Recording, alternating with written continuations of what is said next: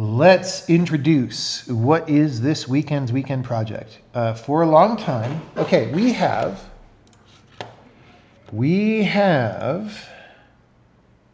in our examples, we have this codec view program, codex, not codec, codex view program, right? Where you can browse files that contain statistics about your program.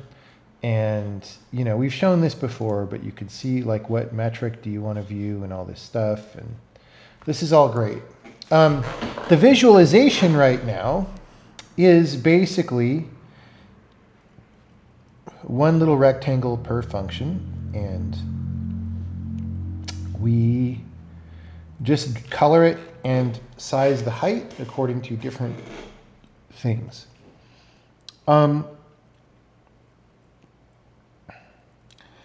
That is helpful sometimes.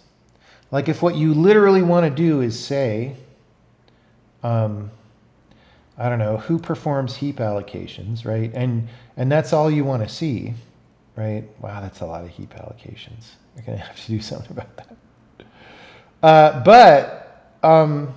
You know, for other things, for other forms of program understanding, you might want to see more of a hierarchical relationship, right?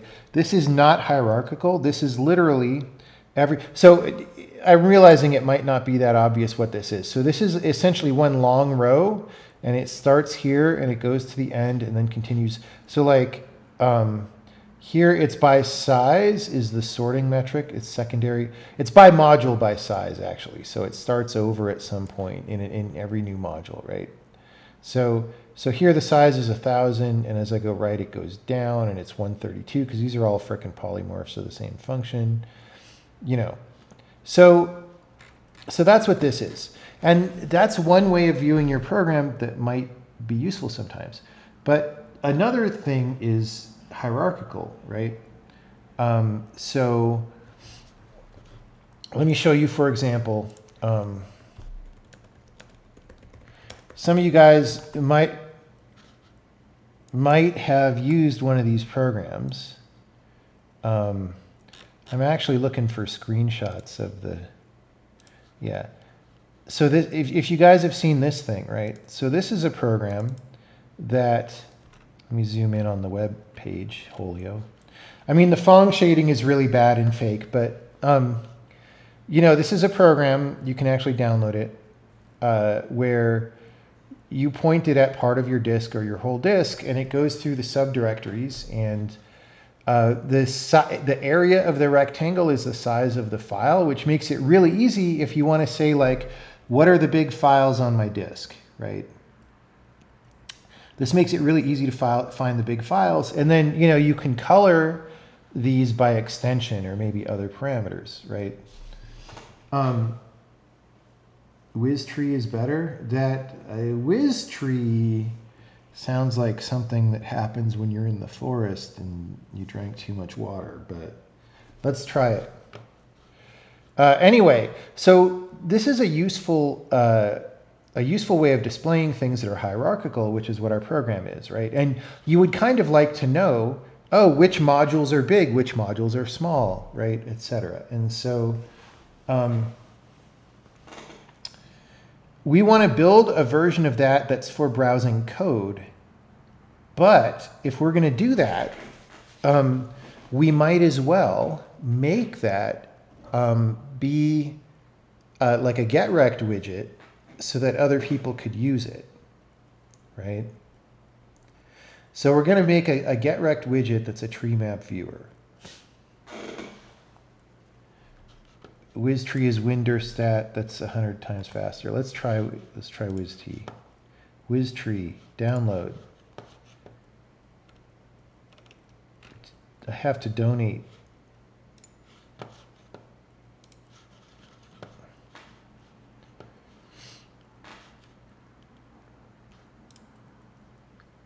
Let's try it.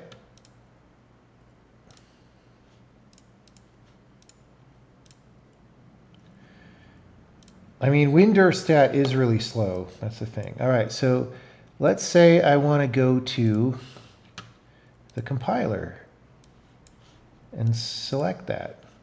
Boom, there we go. Okay, that was definitely faster. But you see what's going on here, right? Although I don't quite understand. Okay, so they're kind of, I see. So they've got like a title bar on each one of these, which is interesting. And so this is actually a folder path. How do they decide?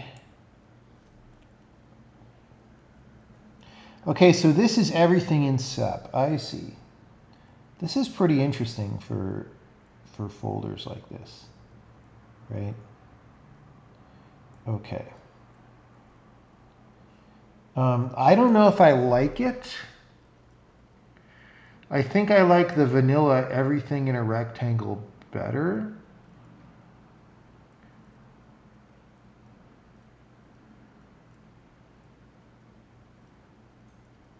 Like, this is just more confusing and annoying to me, actually.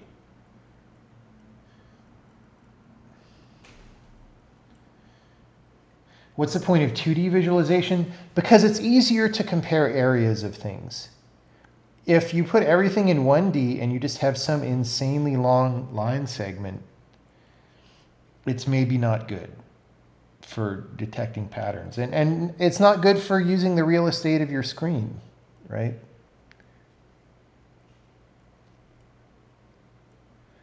This is how it came up. I didn't do anything to make it broken up like this. What if I do that? Okay, no, it's still broken up.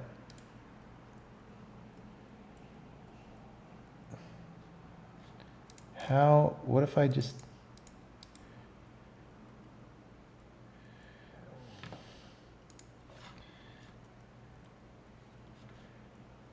on slash, it shows a lot of subdirs.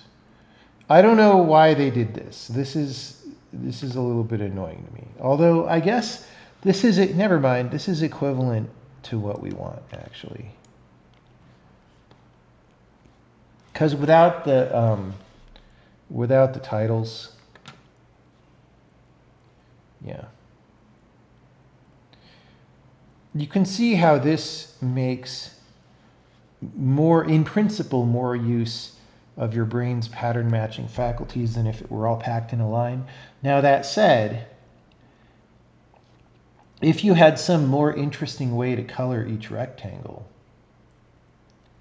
that might be interesting, right? Like what are these? These are executable. Red is executable, so that's worth knowing. So you can just sort of glance and say, all right, well, there's that much executable.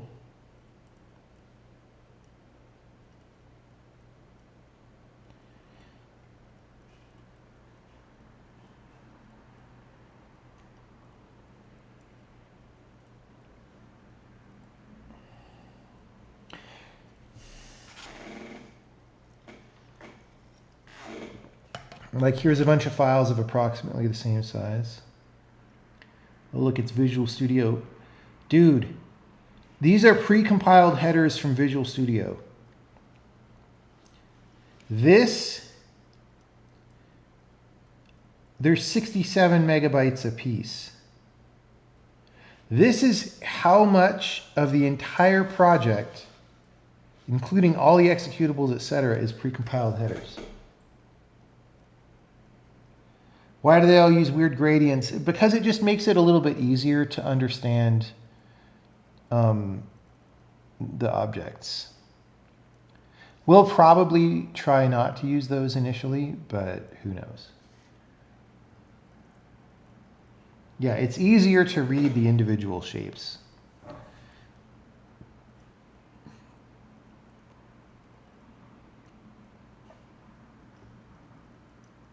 Am I going to make it to display module size, or making another view for the heap allocation, etc.? Well, the initial use of it will be for program size, or, I mean, realistically, you know how in that, in Codex View, you could pick whatever the metric is that you want to view. So we could regenerate a tree map for any metric, right? So like code quality, right, where smaller is better or something, right? That could be a thing that you see here. Now that said, it's a little bit hard to know how to color the squares to make them more legible if size is code quality, right?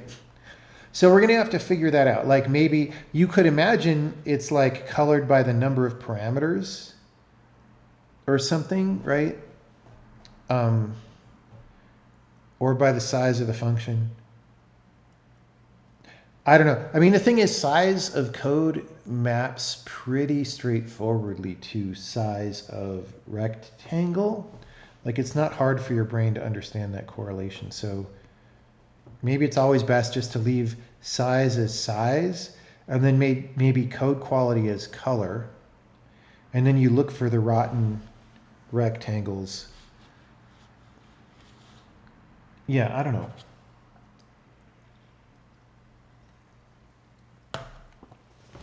Are we making a file manager? No. Well, here's the thing.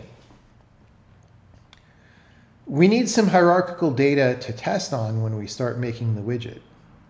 Okay? And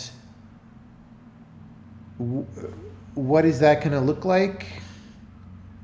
Well, I mean, we might just pick a subfolder on the machine and run this on it, right?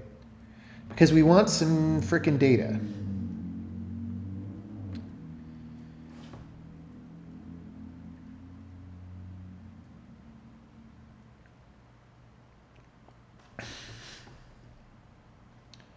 Okay.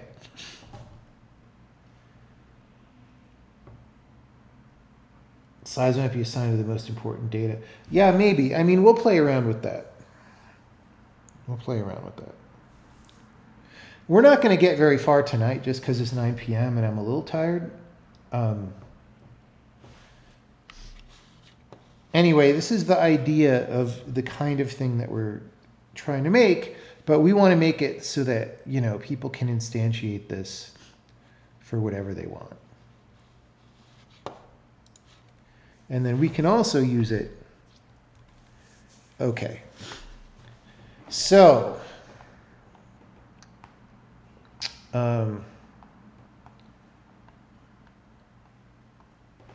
should run on the LVM source. Yuck.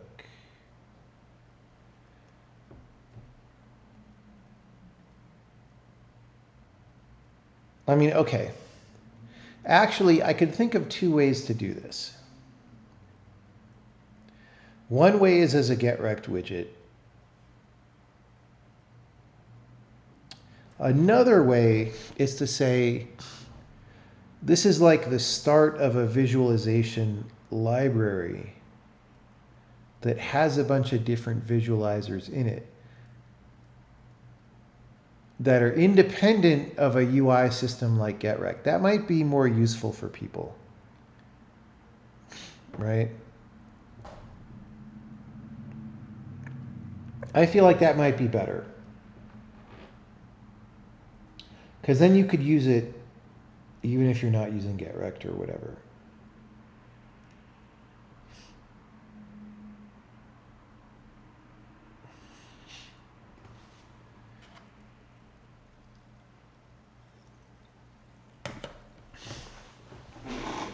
Yeah, I think I like that. So we will do this just as a standalone program to start. It might be annoying to do some of the UI stuff without a getRect situation, but it is what it is. I've got a stuffy nose all of a sudden. All right, so my goal for tonight is just to get started and get as far as we can, and then when we wake up tomorrow, we'll see. We'll see where we're at, and we'll have a good jumping off point. Right? Okay, so what do we want to do?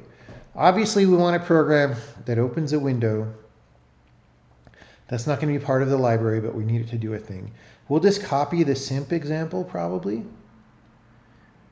And we'll use simp to draw, although in the final visualization, you'll be able to override that and use whatever. We're going to display hierarchical data, so we're going to need a data structure that stores the hierarchy. And we're going to encourage you to store this as an array because that's what's fast, not a freaking tree. Now, well, we'll see. We'll see how that evolves. It might be easiest just to poop nodes all over the place like a computer science professor and then deal with that later. Now,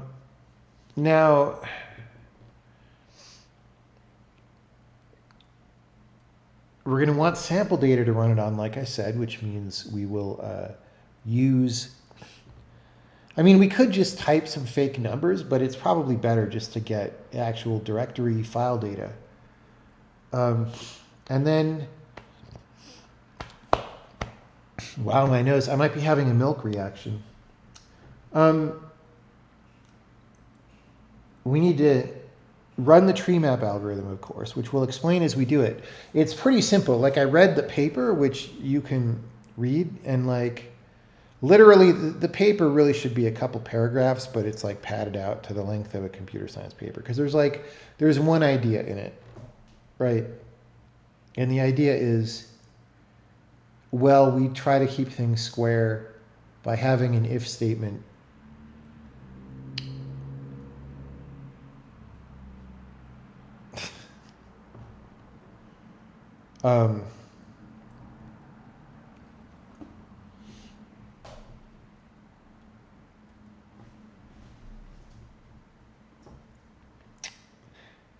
So we're gonna, okay, there's sort of a basic question about this data structure and how do you add things to the data structure?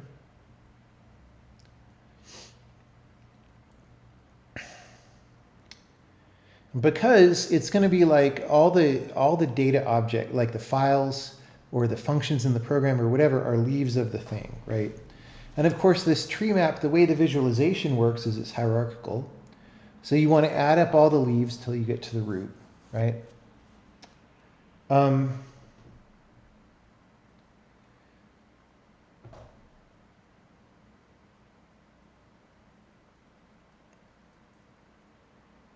Yeah, I guess that's fine. And we could have the base thing just recompute from leaves. I mean, you can do a standard recursive computer science professor, you know, depth first visitation of the tree. And then you just add on the way up, right? You like, what do they call that? You add in post order or whatever the hell, right? Nobody cares about those names for things. And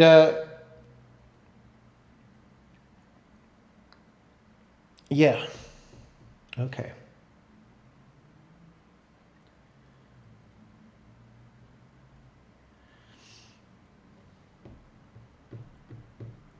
Okay, so we're just going to start doing this. We're going to put it in examples. We're going to say tree map.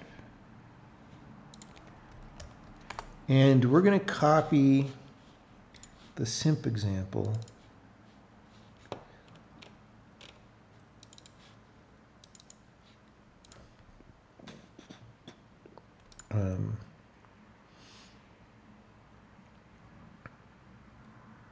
Is there a data file? We might use this font. We're going to see. We might use these, so we're just going to copy them over and remove them later. Okay, examples, tree map, and then we'll SVN add this.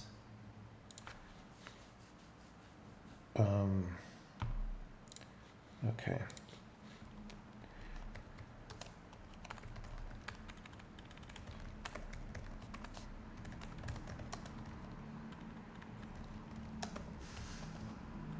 Let's just say build. Build. All right. because this is going to have a little bit of configuration, like are you using simp, are you using whatever, we'll have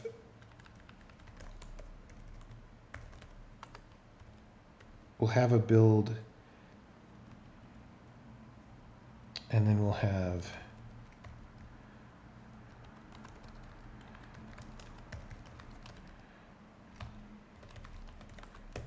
there.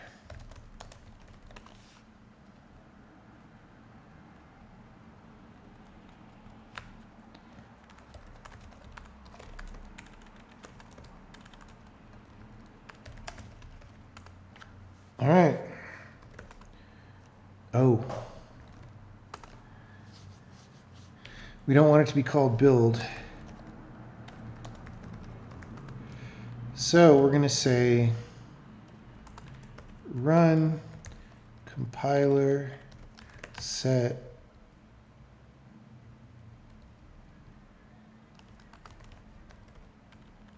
Why is Emacs doing this to me lately? Compiler set build options DC name equals Treemap. All right.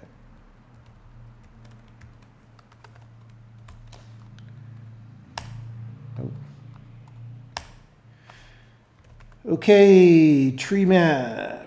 What a cool programming language. Okay, it says simp. That's fine. That's fine. Okay.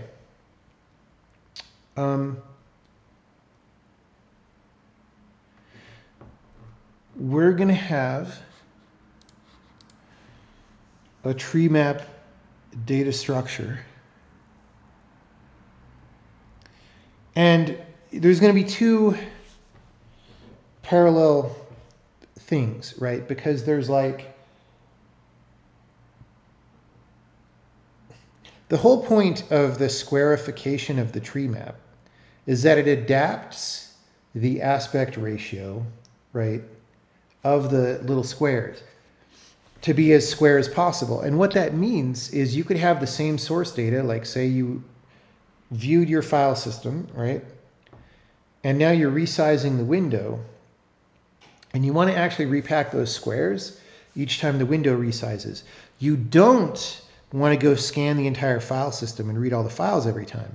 That's a very Microsoft thing to do, but you don't want to do that, right? You just want to, you want to repack all of the Treemap nodes every time you resize, right? And so we want to store those in two different places. Okay, so did I add this? Yes. Okay, so we're going to have our data structure here. We're going to have a display node. What am I doing? Okay, and then we're going to have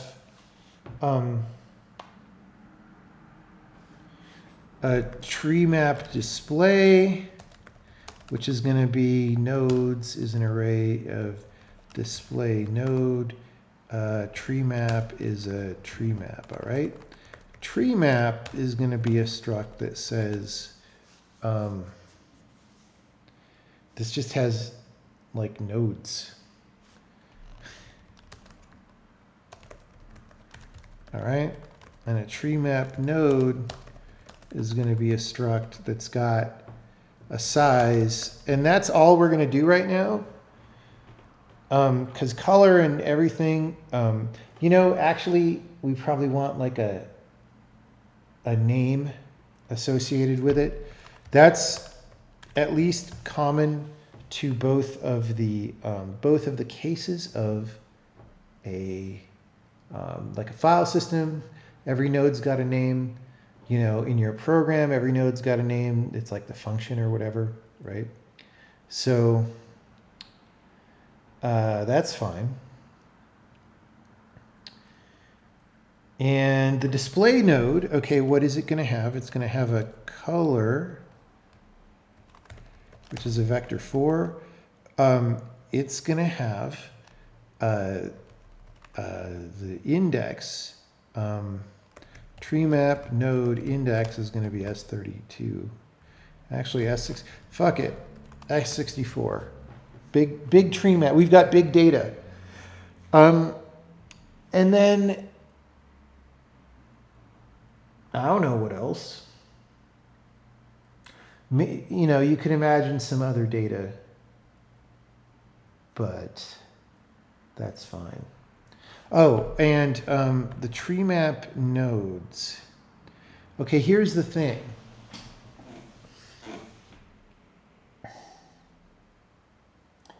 We need to store the hierarchicalness in some way.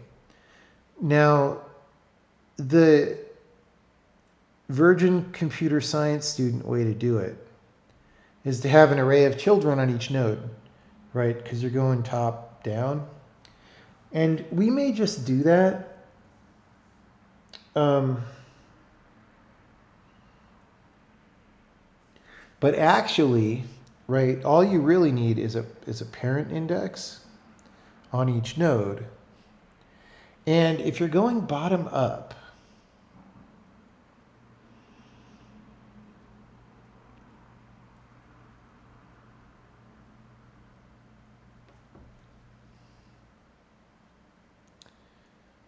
that's kind of all you need, right? So if you imagine that you store the nodes from leaves to root, so you just save in all your leaves, and then you go and you go and you go from left to right, you just iterate left to right and add the size to the parent node. Although you still have to know who's a leaf and who's not, because you have to know who to zero at the start of this thing. Also, I think in both of these cases, we want to explicitly construct the parent nodes at some time before we do this like size computation post pass, because you just do. You might want to name them certain ways. You might want to, I don't know, store metadata about them.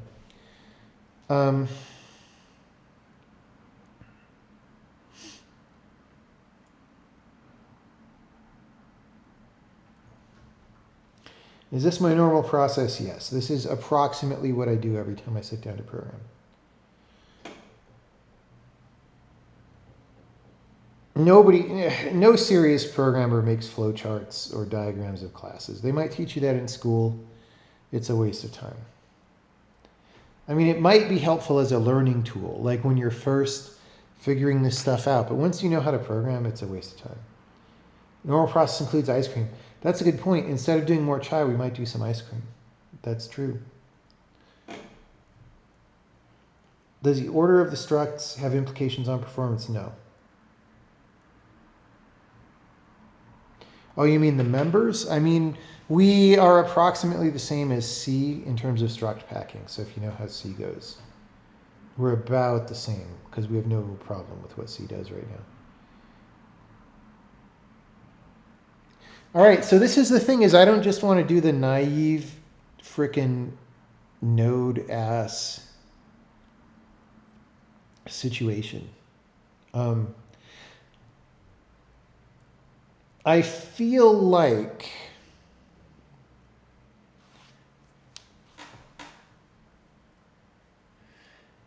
like when you build a tree, you know the difference between a leaf and a non-leaf. Right? All right, we're just gonna do this. We're just gonna be virgin computer science student about it. Because once we get it working, we'll have a better, like, it's a good exercise to sit down and say, how do I be efficient about this and stuff? But like, if you don't immediately know, like I know how to be efficient about it, but it might also cause a lot of inconvenience that I don't want to suffer, right? And so then you say, well, let's just see what our usage is going to be, right? and then we'll streamline. So we're going to have an add node. You know what? This is just going to be a thing. That's going to be a thing. Oops. So we're going to add a node to a tree map, and we're going to return a tree map node. And do we...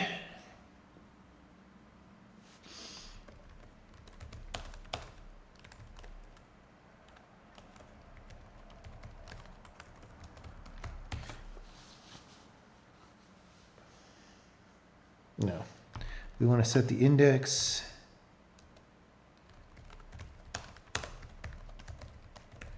All right, node.index is index. Let's do this. We could make an accessor that's lower leveled, or one that doesn't do the name if we want. So this is obviously silly. And we're going to return the node. If you want to set the size or whatever, just poke it. It's fine. All right. So we do that. Oh, we want to say the parent, right?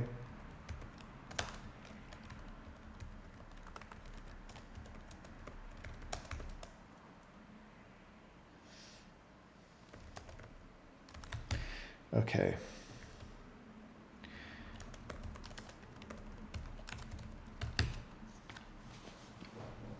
So,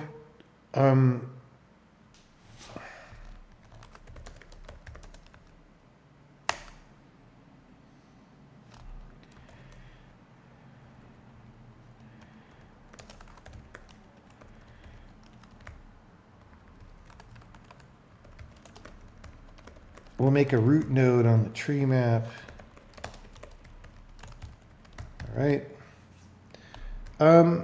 That's all fine.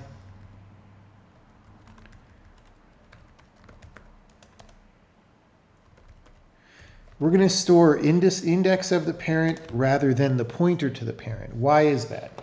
Because we're going to have two parallel structures, remember, one for the display, and the display nodes are going to be in the same order and the same count as the actual tree map nodes, okay? And if you just have the index here, you could use the index in both arrays. Whereas if you store the pointer to the parent, you have to go dereference the parent and get the parent's index. And that's annoying for cache locality reasons. Here, let's also just have corner as a vector 2 in screen coordinates and size as a vector 2. Right, okay. So we're going to have some function that updates that.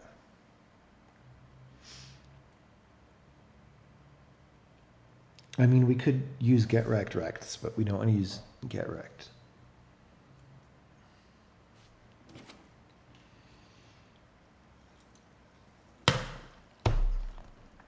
Okay, so we're going to add the node.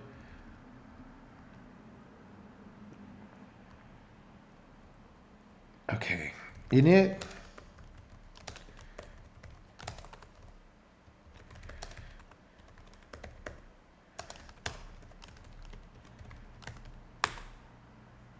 Oh, also, if you don't store pointers into the array, you don't have to have pointer stability, right?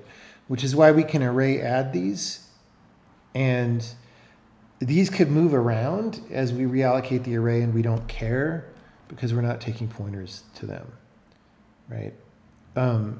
So root, no,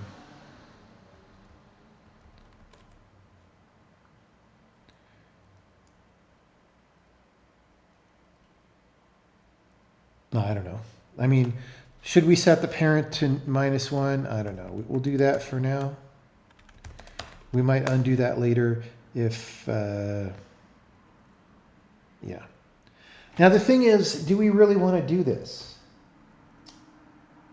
I'm having a second thought about this because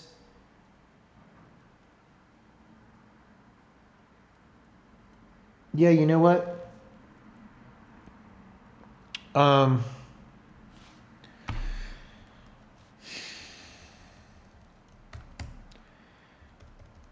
Because you want to name the root and all that. Like if it's the root of your, like if somebody picks a file or a folder and says, what's that? You want to name it that subfolder. And so here's what we're going to do instead. And we'll have less code, which is great. We're going to say, you add the root if we have no nodes. Let's just do this. If you have no nodes, assert parent is null, right? Else assert parent is not null. You can only add one root, i.e. Oh, you know what? I lied. I lied about the pointer stability. Because we're literally returning.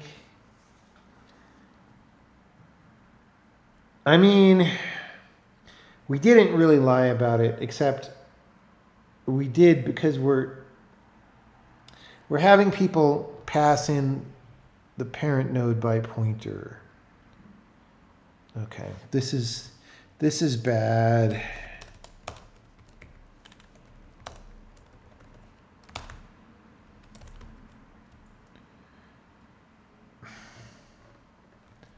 Should I use like a bucket array for now?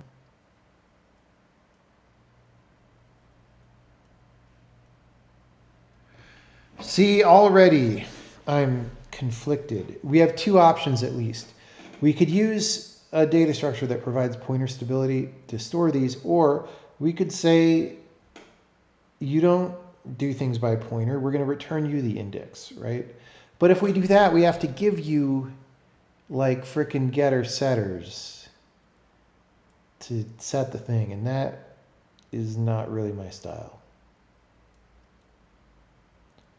You know what I'm saying? You know what I'm saying.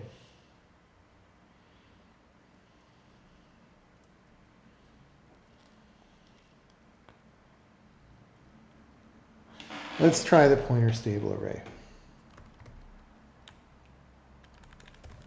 We might regret this. So we're going to use bucket array.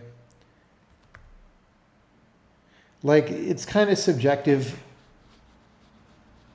what these should be, but it's fine. Bucket array of Treemap node, a lot, like 1,024 per bucket, right? Okay. This is bucket array of display nodes. Actually, I'm not sure. I'm not sure that we need that. Let's just leave that for now. Because this here, we're providing more of an API to people, whereas here it's like, you know. Okay, so now, what is it called? Is it just add? I called it bucket array add for some reason. Do we have? We literally don't. Oh, it's called find and occupy empty slot.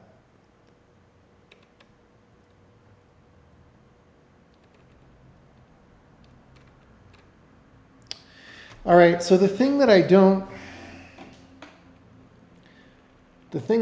necessarily like about the bucket array is we have a locator now,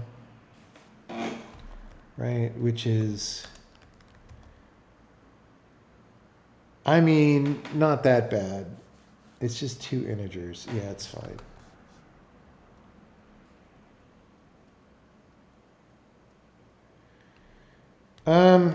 See, this is going to be slightly annoying no matter what.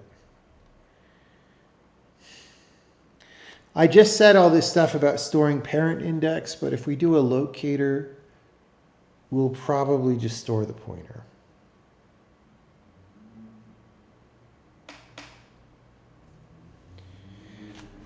I'm starting to like.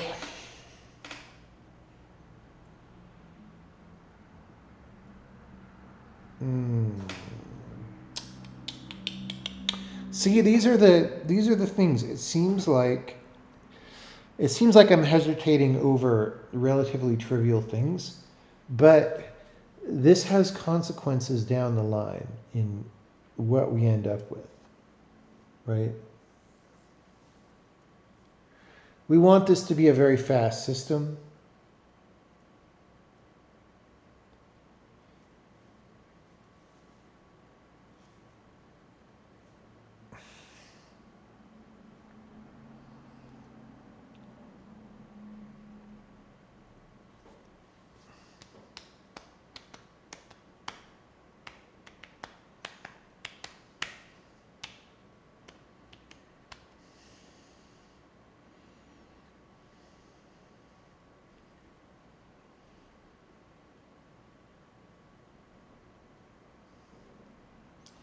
Yeah, let's just be dumb for now, because I'm thinking about it for display purposes.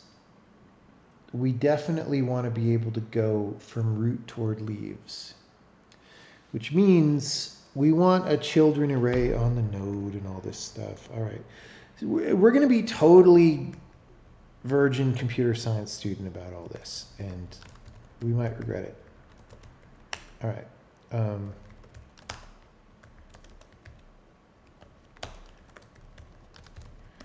Here we go.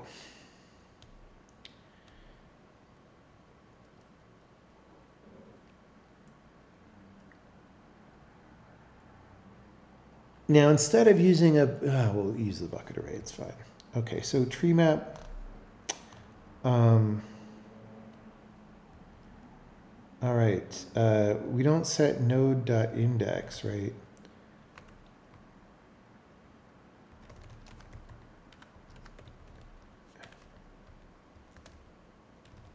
So we're going to do this. The node and the locator.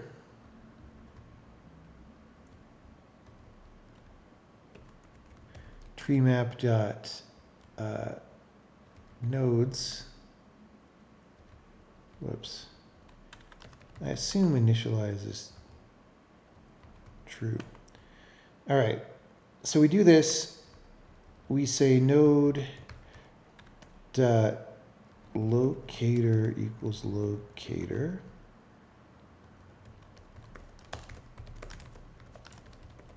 Is that what it's called? Bucket locator. Okay, so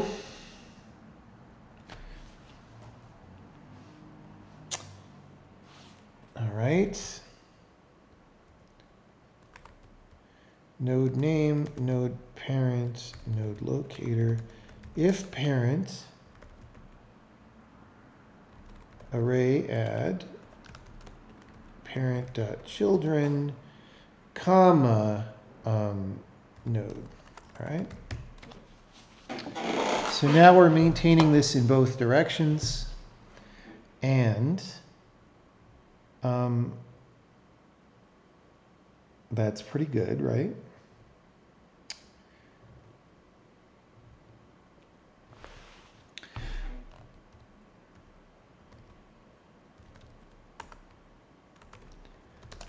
Why?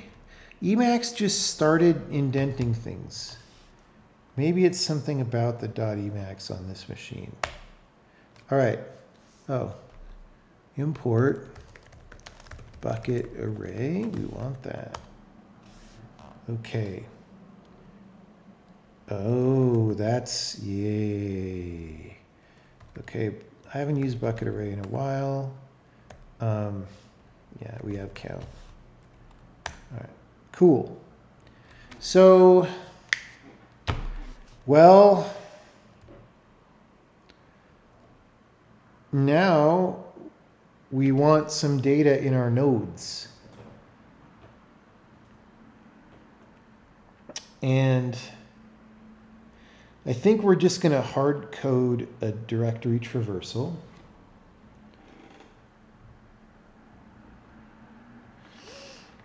Just for our machine here, right?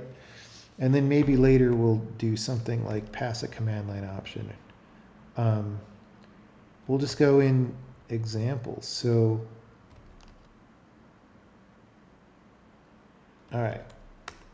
So here we're going to have, okay, we're still drawing simp. Get rid of the image test.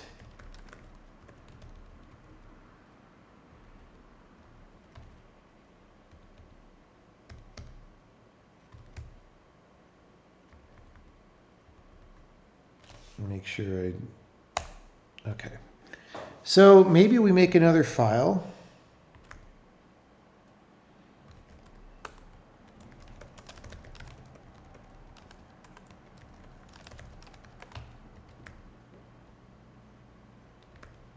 We're going to call it, I don't know, file, right?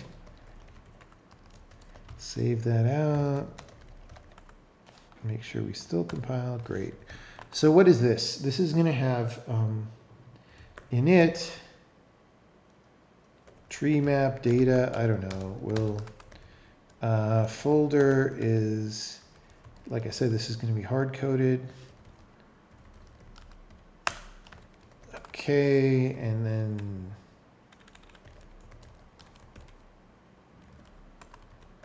I haven't done visit files in a while. Okay, visit files, folder, true, user data. Well, okay, we're going to go return a tree map, right? Return tree map. So that's going to be our user data. Proc is going to be visit. Let's call it visit.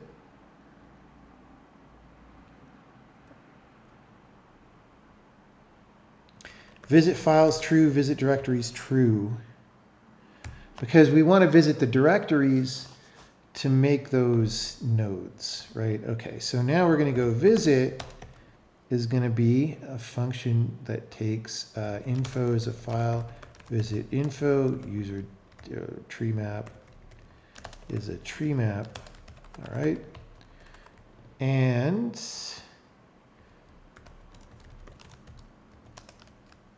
file visit info if is directory, we're going to say it dot full name, else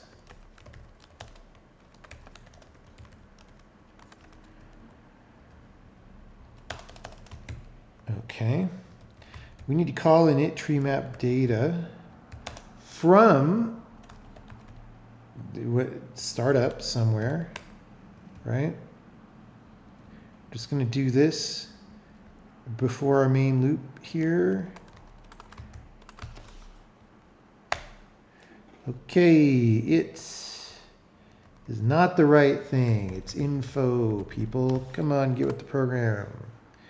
Info.name. Oh yeah, it's short name. Short name, full name. Okay, it didn't. We didn't print anything.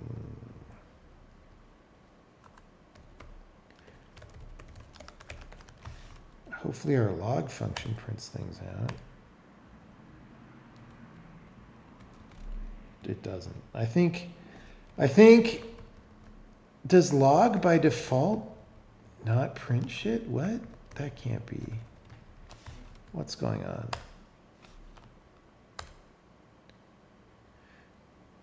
Oh, is it because we're doing something to detach from the console?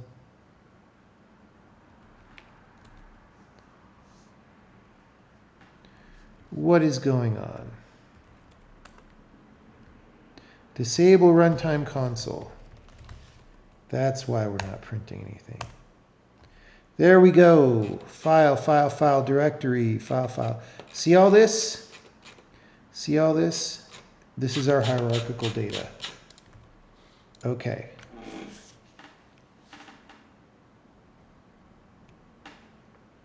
Now,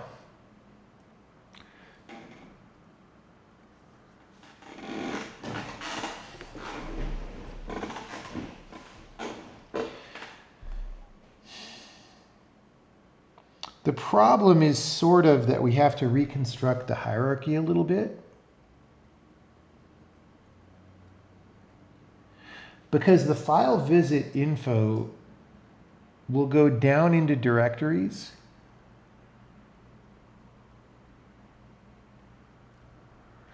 But I don't think it tells us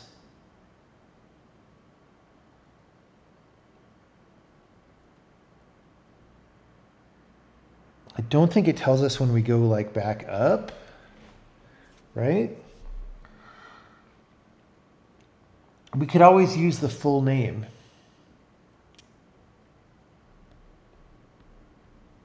And compare that against directory names.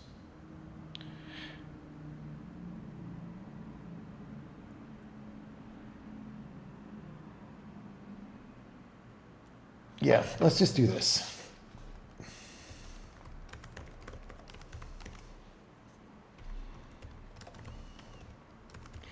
I'm going to add a directory node. That'll be a function that we define in a second. Add file node, treemap, info.fullname, info.shortname.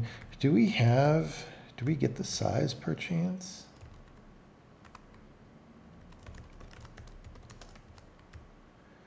Mod time. Nope. So file mod time and size. All right, so we'll get that. All right.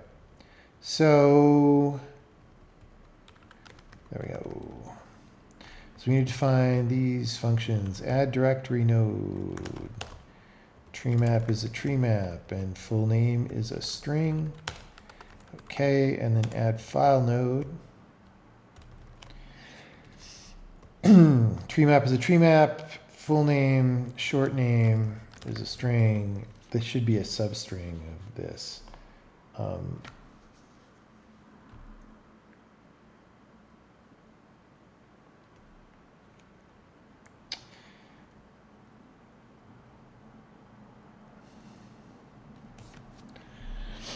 Do I want to store the full name in the treemap, or do I want to store just the short name? I feel like if it's a file, short name, who knows?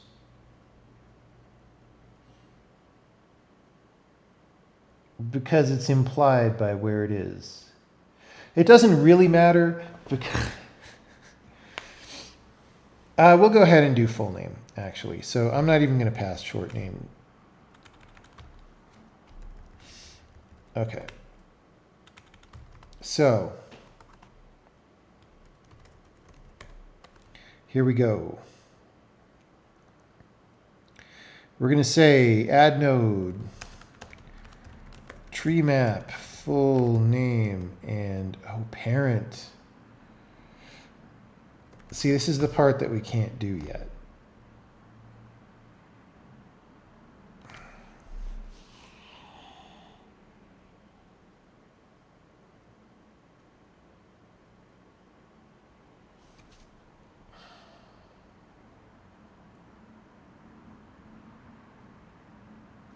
Unless file visit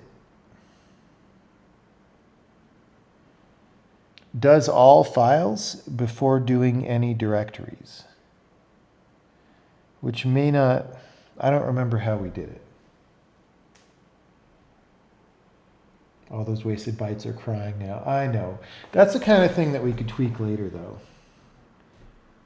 Would a basic BST with past size left, right? What is a BST? No, this is not a tree that's fundamentally binary. There can be a bazillion things in each level. So You can, of course, turn that into a binary tree, but then you need some kind of mapping from the binary to the non-binary tree, and that's just trash. There's no reason to do that. I don't know what the S stands for in BST.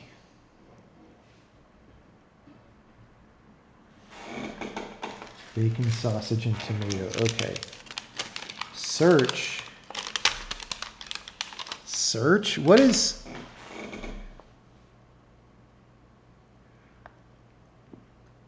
I guess search just means to you it's sorted by some value in the nodes. Yeah.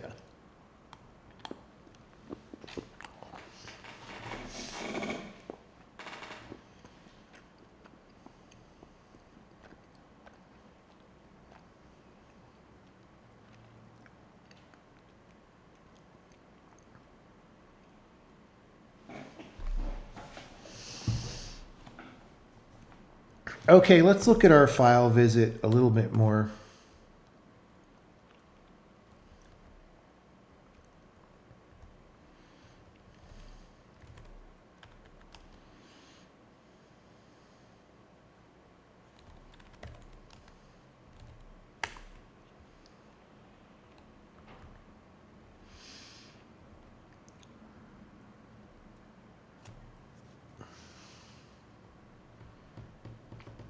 Okay, when we get a directory, we buffer it up.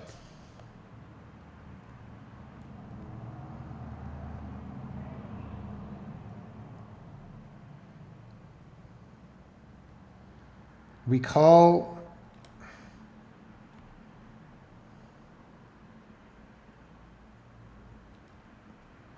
Okay. What do we do? I wrote the original version of this, but I think it's been modified.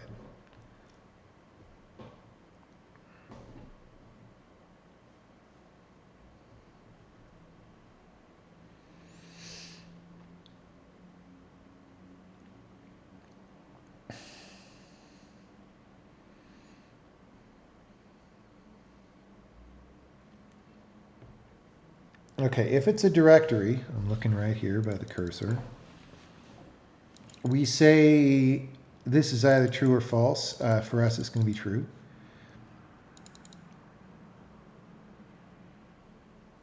But we do this as soon as we see the directory. And then we add it. So, yeah, we might do a directory and then another directory and then another directory and then the files inside the directory. So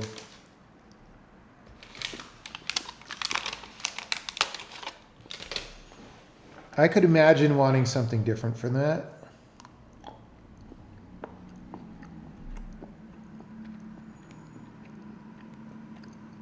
For now, we're not going to worry about it.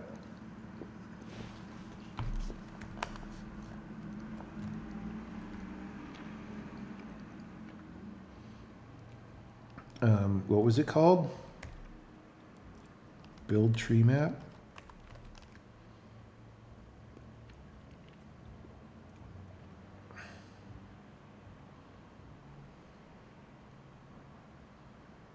File. All right. Also, we're going to del this image test because we don't need that.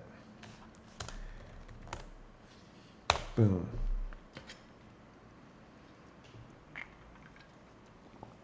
Okay, so here's what we're going to do. We're just going to add the node. And the parent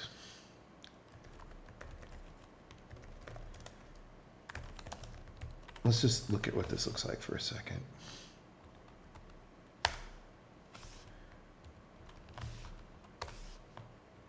All right. So, yeah, we don't have slashes on the ends. That's great.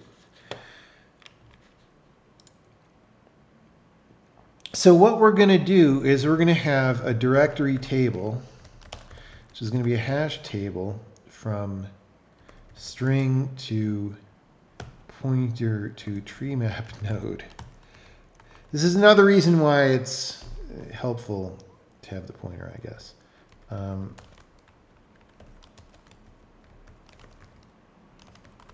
This is just table. What's her job? Tables. All right, so what we're going to do is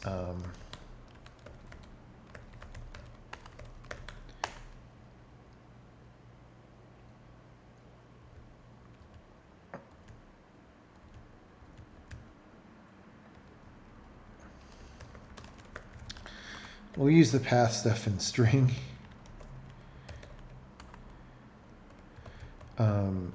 So in here we have path decomp, right?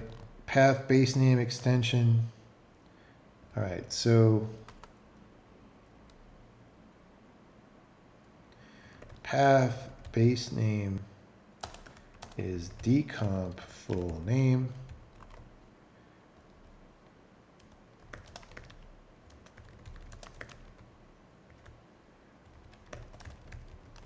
All right.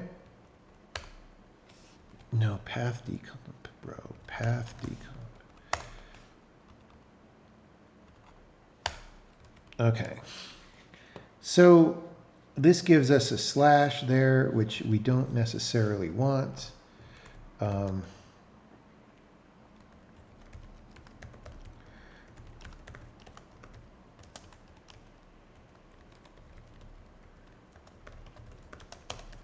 Okay, so that's going to take the slashes off.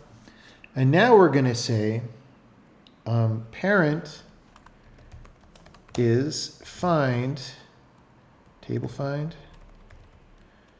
And I think yeah,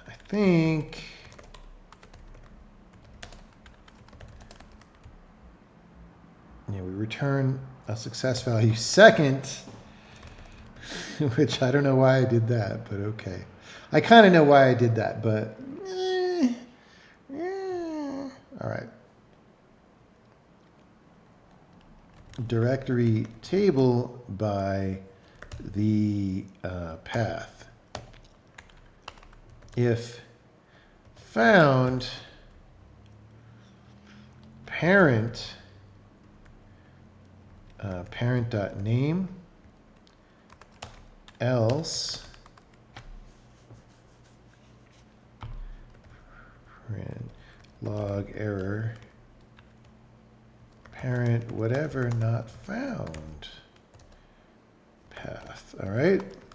Okay, and then parent equals, oh, actually,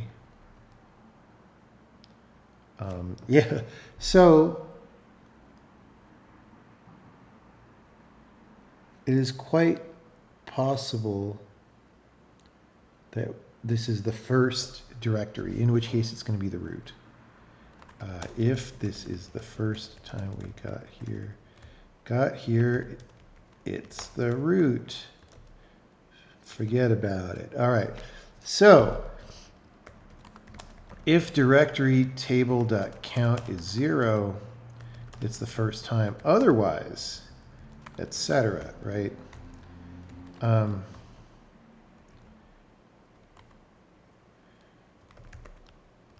Parent is going to be a pointer to a Treemap node. All right. Leave the parent null. We're the root. It's fine. Okay. Otherwise, okay. Otherwise, we assign that. And now we go, what we've all been waiting for is to say add node Treemap. What did we call it? Just 2 arguments? No, string and parent, right. That was the whole point of this, is to get the parent, all right? So the string is full name parent, all right?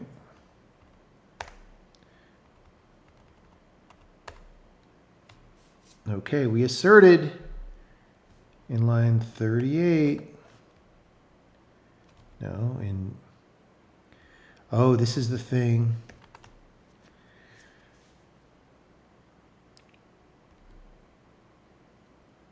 We said visiting. Oh, because we never add. Okay, first of all, we literally never add. So here, now we want to go table add, directory, table, full name, node. All right.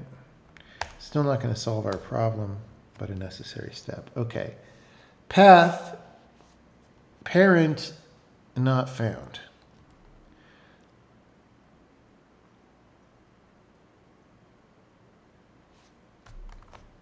Log adding whatever. So we should see that. Adding examples.build. Wait, what? Oh. Oh.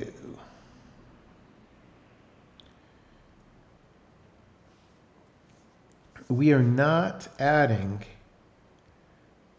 for this. Now,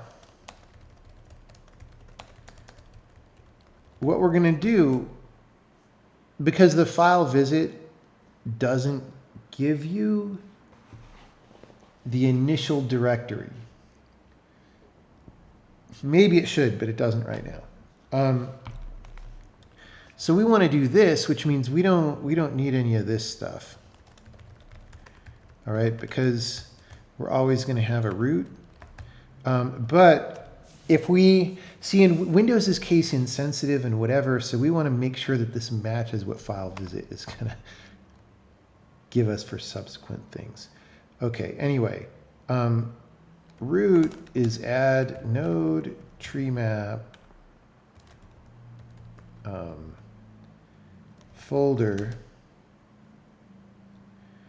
null, which is fine because the root's a special case anyway, so doing it above everything else I don't feel bad about.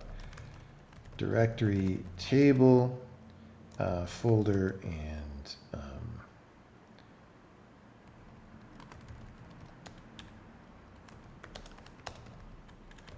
let's just do this, because like I said, we might have to do something on that. Okay, directory table canonical root.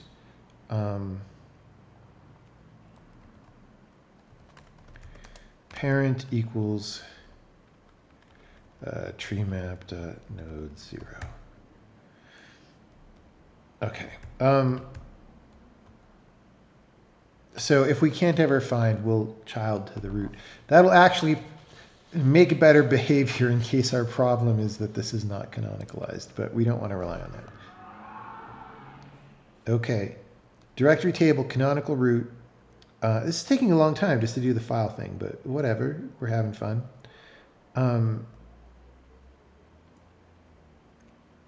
What was I doing? Right. Root. All right. Fodler. I'm a fodler for Bitcoin. Node sub 0 does not take this operator.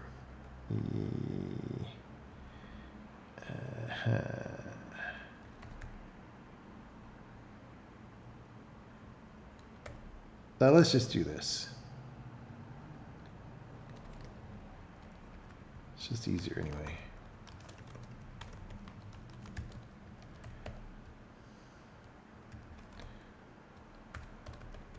It's like explicitly the one that we made here. All right. Well, okay.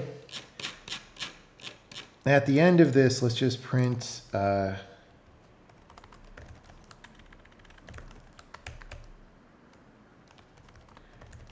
treemap is whatever. I mean, we're not going to see a ton of info, but it's got 82 nodes, and this is the bucket array. So we're not adding file nodes. So there's 82 subfolders, right? Because we've got Clang, examples, Objective-C, Metal Bin, Clang 9, include, yeah, yeah, okay. Oh wait, no, we're getting parent not found. Sorry, I was looking and it wasn't in red. Wait, why are we getting parent not found? Let's go to the beginning. Parent 0 initialized any. Okay, that's not good.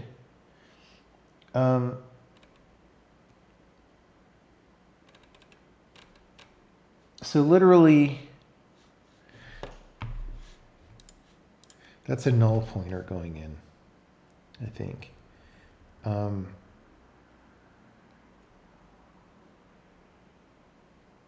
Although I'm a little not thrilled about printing 0 initialized any in that case. Add file node, add directory node. Okay, so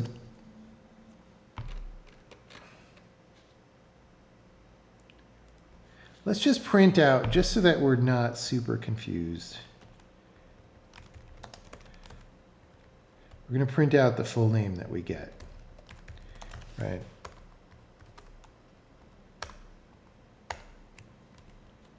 Okay. So we get this.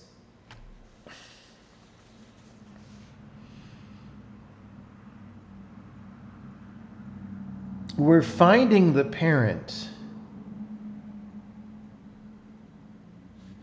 Wait. Oh, we're not setting the name on the node, guys. We're not setting, wait, are we not? When we say add node, we're not setting, no, we are. We are setting the name. What is going on? Oh, parent doesn't exist. How are we able to, why is that not crash? All right. Lol. I don't understand computers. Yeah, I actually don't know why that didn't crash. That was like the code knowing that that was null and like doing something. I'm not sure about that. Okay. Anyway, we're not going to worry about that right this second. Okay, so we got our full name, we got our parent name, we got our base name. There we go, there we go, there we go. Okay. We start getting not founds down here. Is this, so now here's the thing, guys. I've never tried to do this with the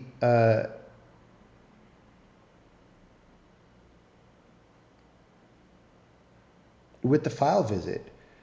There could be bugs in file visit, right?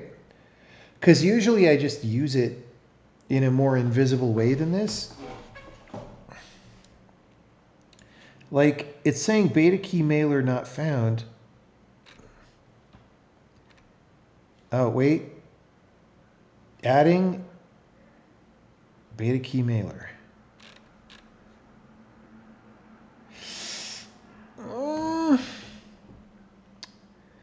That's not good.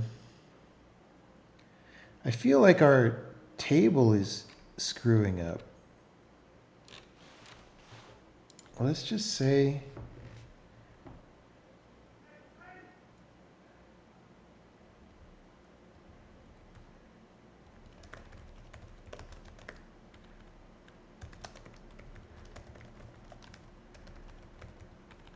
maybe we're hitting like a table resize and getting confused. I don't feel like we should. That should not be an issue. But like after some point, we're literally never finding anything. Table count 25.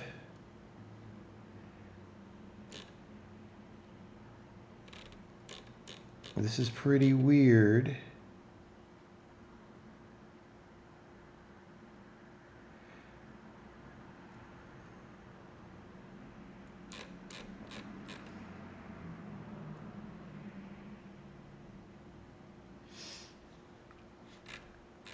Why are we stopping at 25? Okay, so let's down here.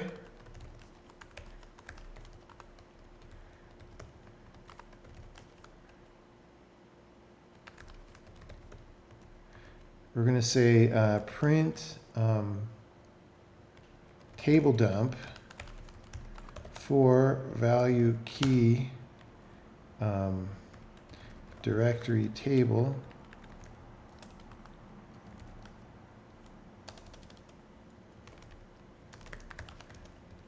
key value. All right. What's up? What's up? Okay, our strings are all fucked, is what's happening.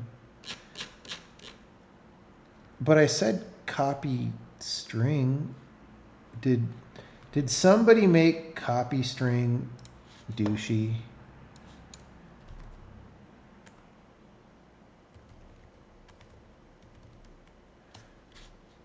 I'll be angry. If somebody, no?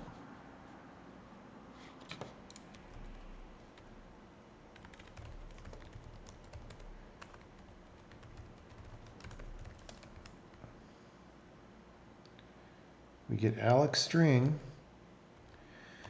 It's like literally the first 4 bytes or something. What is going on?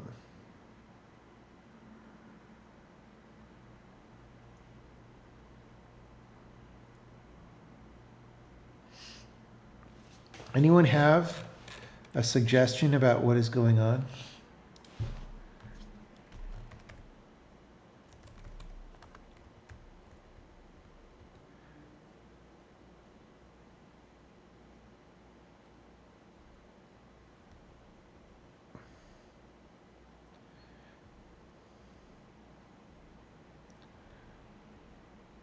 So size min is 32. 32 times 0.7 is, I bet, about 25.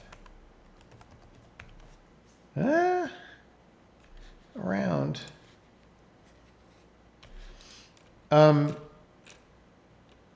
Because that would trigger a resize, right?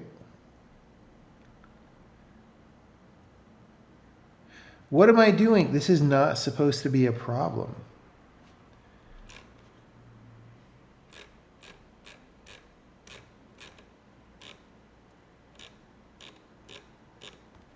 Oh, you know what? Here's the thing. I'm not copying the, okay, right. The table doesn't copy the key. I was being douchey. Not the other thing. Right? So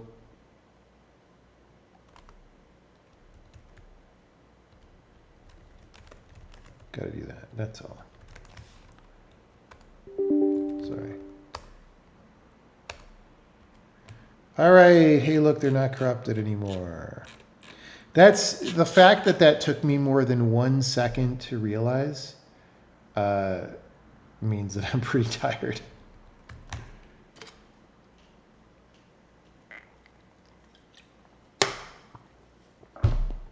Okay, so that's great. So now that we have all these, let's get rid of the table dump so we can see things again.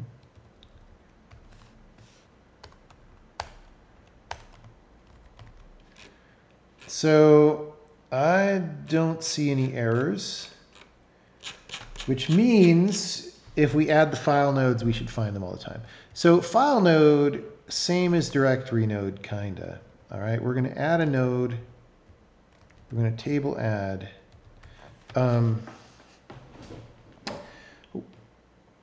We are going to want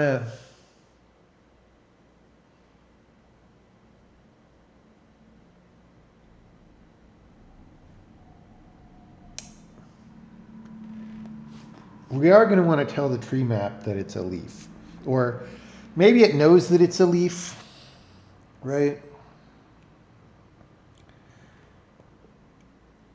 Like, okay, so the easiest UI for people is if when you say add node, it puts it in an array of leaves, and then if you ever use it as a parent, it removes it from that, right?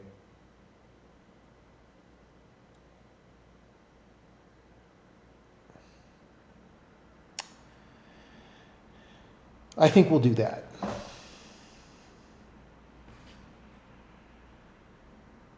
We'll do that. All right. In the tree map, we're going to say leaves is a hash table mapping a pointer to tree map node to a bool. All right. We're going to say table set leaves for node to true. All right. And then if parent, we're going to table set parent to false. All right.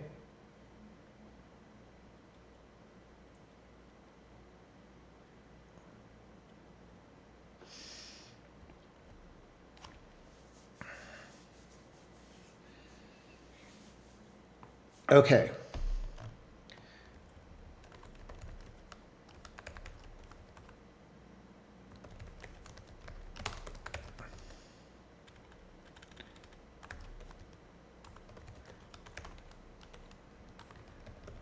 So for treemap.leaves, leaves, if value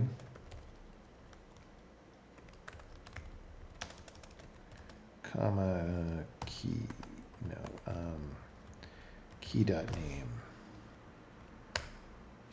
Right, that's not hash table. I should alias it to hash. I called it table like a long time ago, and yeah, I don't know. Okay, parent.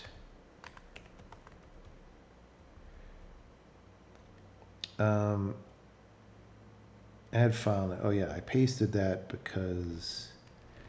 Okay, let's just not do any of this yet. Okay, so leaves. Okay, we don't have the examples folder. We don't have launcher box. These are all the folders for which we didn't add any files in, right? Now, we're going to add files, and then hopefully these folders would, etc. All right. Here we go. We're going to want to do something with file, mod, time, and size.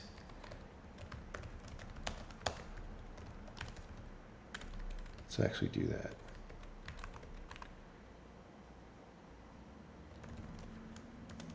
File, whatever, size, whatever. All right. So we're going to do the same thing here. This is very copy pasta. This root comment is no longer true.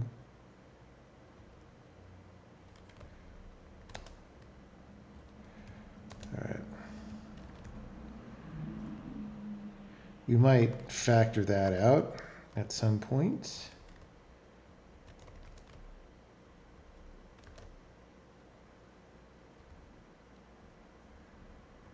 Okay, and then node is going to be add node.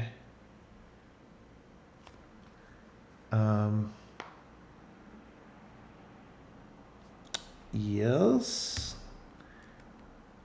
And we do not add this to the directory table. We should not have anything that's a child of another file. And we're going to do that.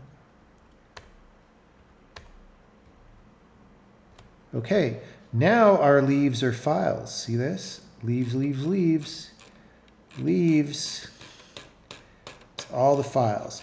And later, when we actually start processing the tree map, we go upward. Okay, we're getting sizes for all these files. Look at these sizes. You know what that means? We can set that on the node now. All right. Node.size is cast float size. All right. Now,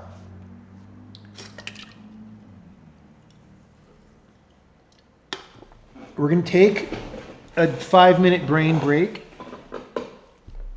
because we've just done our 2-hour Pomodoro. The next step will be to, we'll make a file. We'll just type it now. It won't compile yet, but we're going to say compute sizes. We might give this a different name later, but this is going to be in the Treemap library, and it's just going to be like, okay, go from the roots and set all the sizes for the people. Could an empty directory become a leaf? Empty directories are leaves right now, yes. If we want to change that, we could have a function that says this is not a leaf or whatever. It doesn't really matter right now because an empty directory is going to contribute a size 0 to the hierarchy.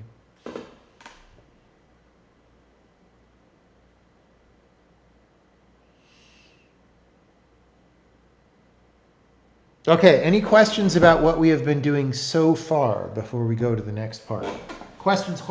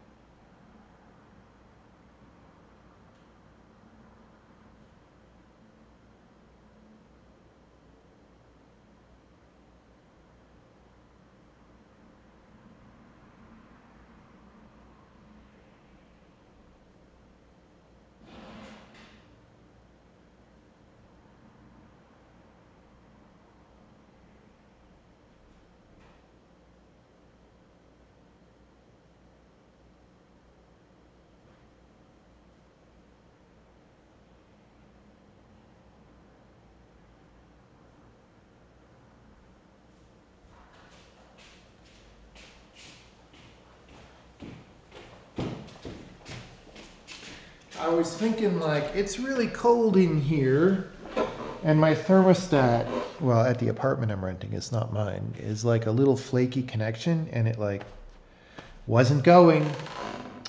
It wasn't going.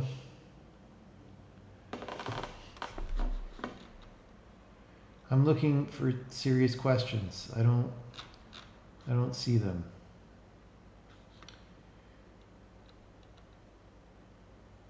What was the random 4 bytes issue? It was just the strings were getting freed. It's standard stupid issue.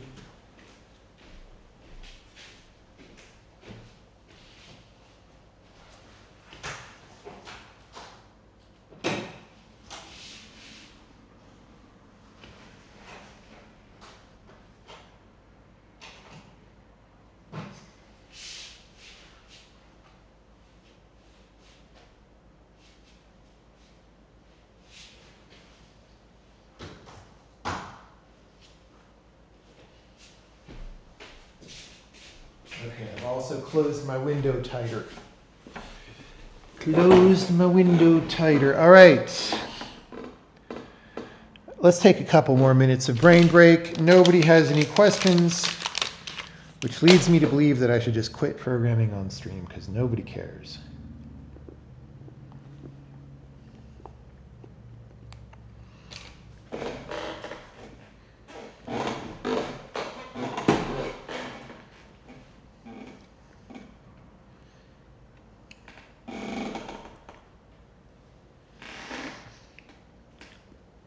All right, well, let's compute sizes. Here's what I think I'm going to do.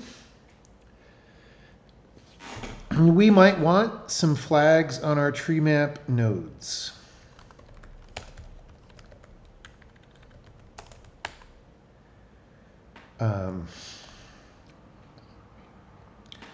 We're just going to have a flag that says leaf.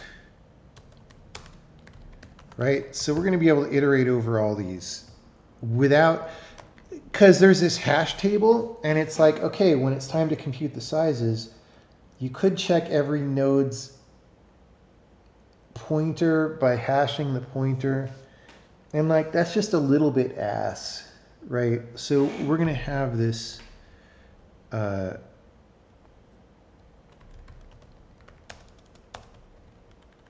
so we're going to make a guy a leaf whenever we make him. Clear out leaf from the parent.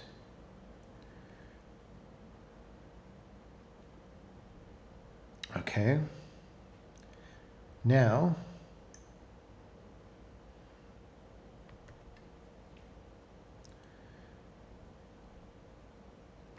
when we say compute sizes,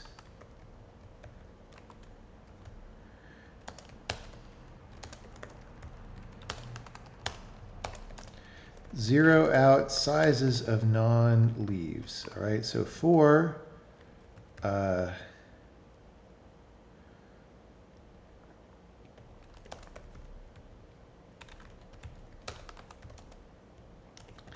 if the flags is not leaf, then it dot size is 0. All right. Pass 2.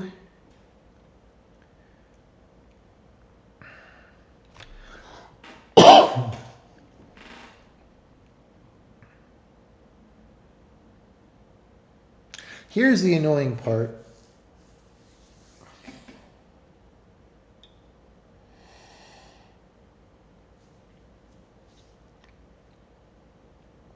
We kind of just want to go from leaves to root, like I was saying. And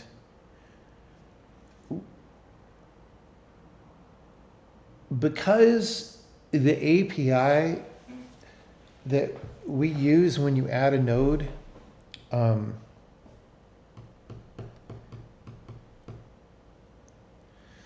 because the API means you add an existing node as parent, there's no way to make it so that a leaf is before the parent node. And so, therefore, can I iterate by bucket array backwards? Dang it. All right. We'll do it this way.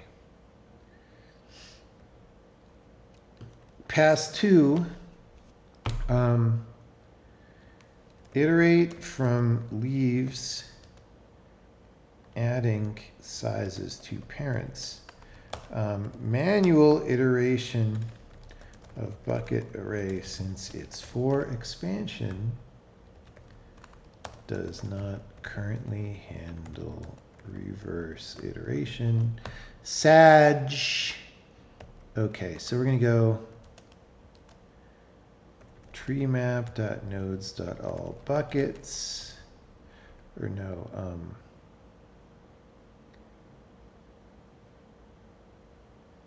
yeah, I guess. All right, what is the,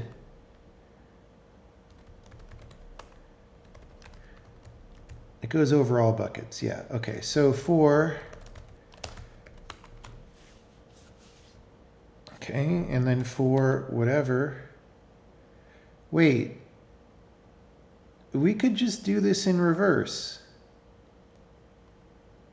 Am I smoking crack? This is trivial.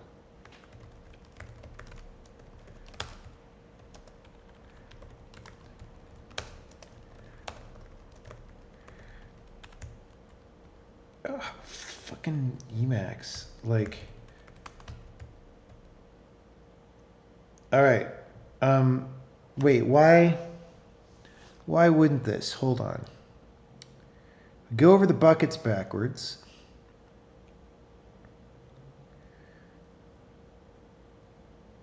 Is it just the index?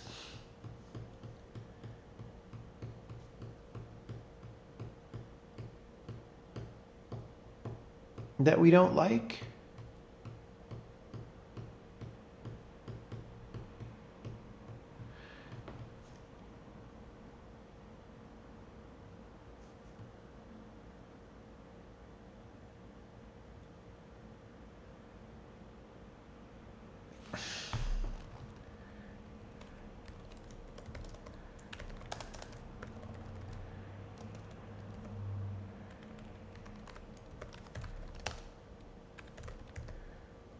If we're reversing, we're going to say this is array.count, else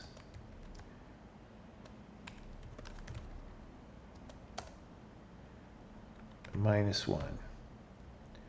Okay. If flags and reverse, what is Emacs doing, dude? I don't even know. If we're in reverse, we're going to go -1. Otherwise, we're going to go +1. I guess. Okay. So we're just going to do this, I guess. For backwards,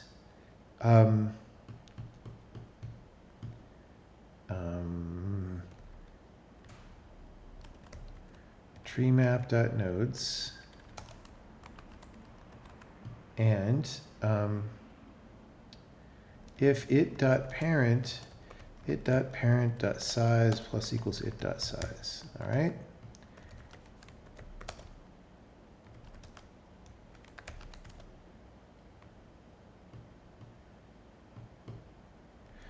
I can't get the root.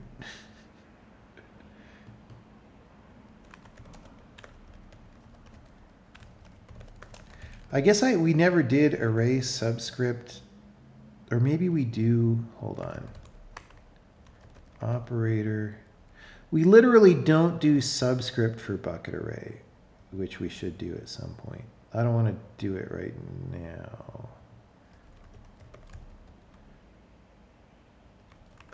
Root is treemap.all buckets 0 dot data 0 root.size. All right. How many mistakes did we make? Compile time. Oh, wait, what? I left the assert in there, guys. Smooth brain, all buckets. It's treemap dot nodes.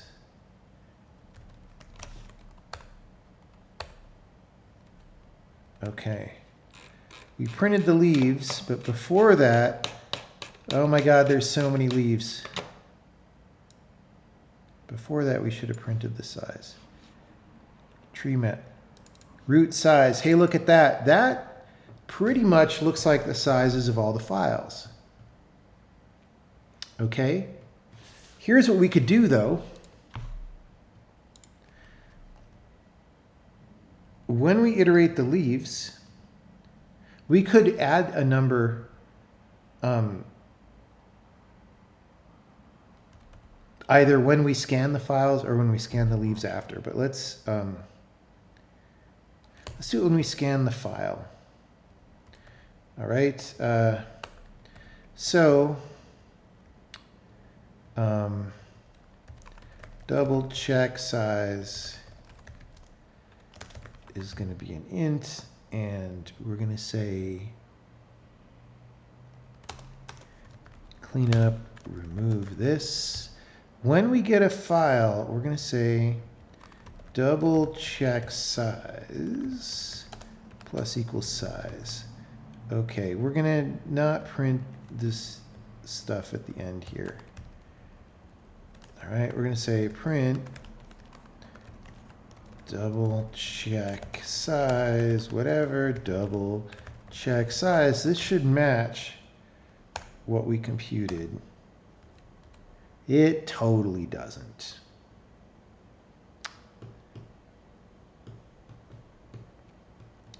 Well, okay, so now it's like, do we debug this?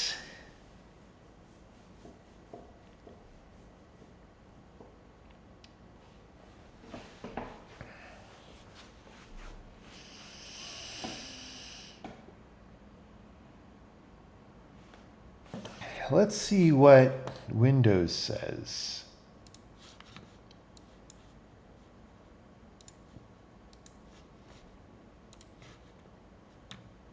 (376929250). Well, the double check size is giving us the same answer as Bill Microsoft does. So now that's a 9-digit number. This is only an 8-digit number. So like we're not adding everything correctly. Okay, well, like I said, we can also do a post size. So we're going to go post size is an int. All right. Let's capitalize these.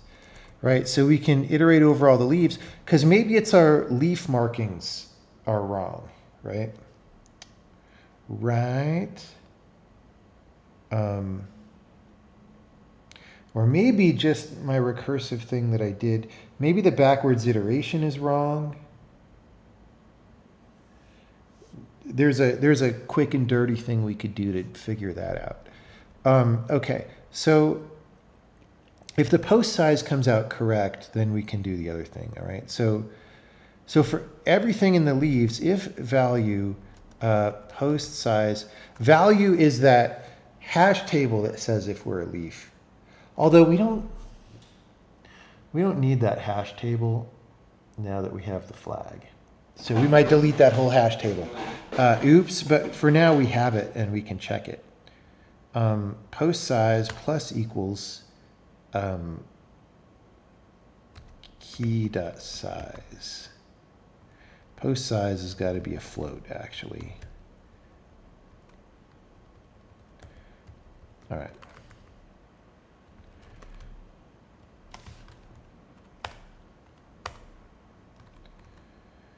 Okay. I think some temporary file got written like literally between these times.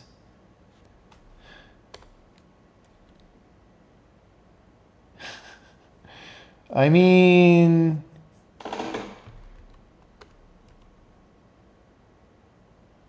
I don't know. Our double check size is coming out the same every time, but our post size is not. Our post size is always slightly bigger. What?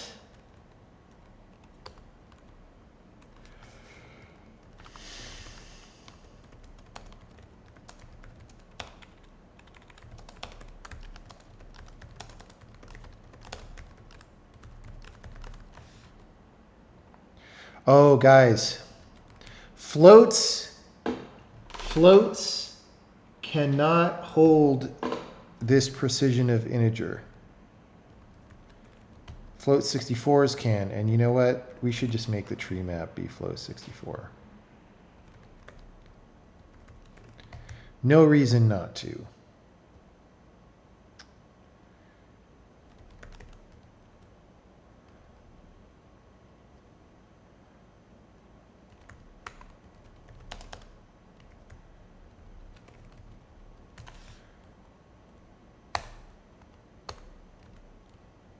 Hey, look, the numbers match now.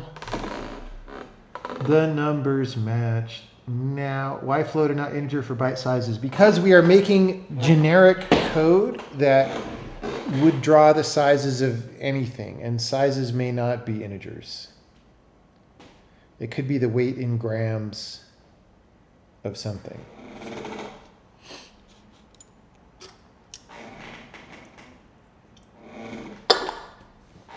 But we don't know.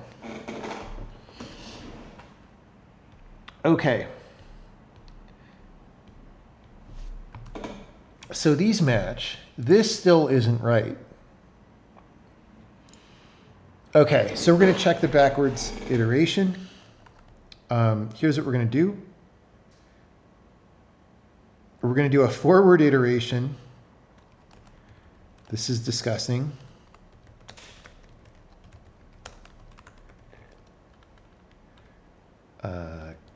Copy.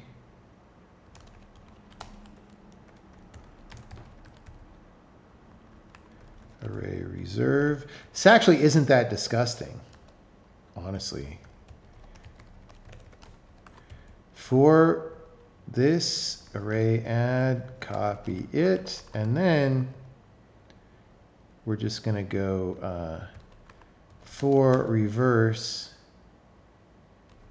Should be copies. No, copy. We're going to reverse over copy, which is a flat array, if it dot parent dot size plus equals it dot size. Now I could think of a few. Maybe we're not setting parent on folders, but I thought we were. I don't know. Okay, look. Now root size, they're all the same. They're all correct. Okay. We can delete post size now. That's not necessary anymore. In fact, you know what's not necessary is this whole leaf table. We don't need it for now.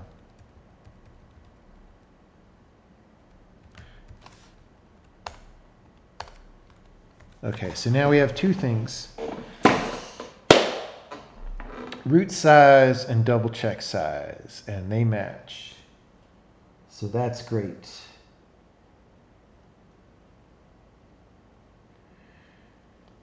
Now,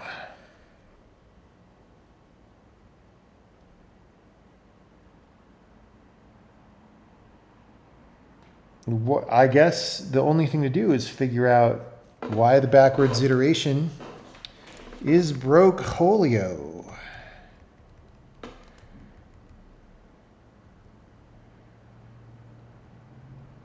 I'm going to try this down here. So we're going to go just backwards over the thing.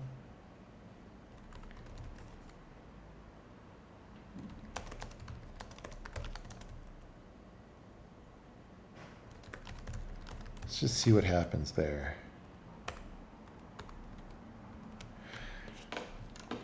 So we're hitting all the indices. Okay. Versus whatever. So we're going to print the node that we get, and we're also going to print copy sub it index, because those should match. If it's a correct backward iteration, then the order we visit the nodes here should match the order that we did when we manually reversed them here. They totally don't. Okay, wait. Index 0 here is BCBF 0480.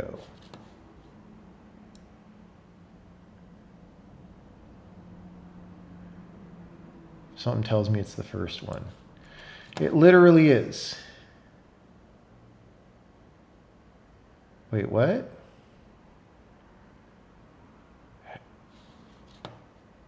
0480 04D8.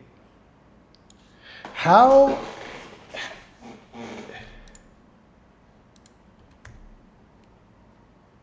What? We're just not doing a... No, we are doing a reverse iteration though, because the index is good. What is happening? Okay, let's see.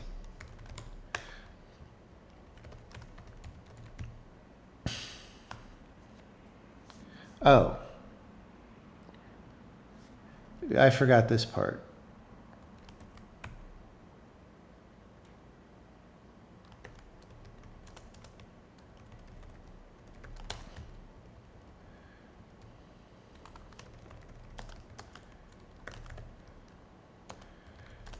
I think I can just do this, right? Just to give myself...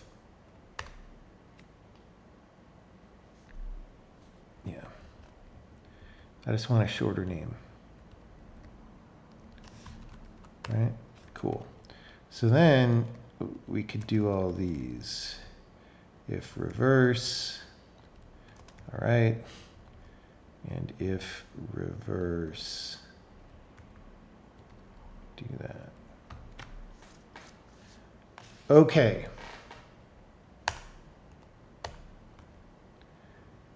Now it's the same number. Okay, so that means that here we don't have to do what this crapolio that I did. Oops, hold on. So we're just going to go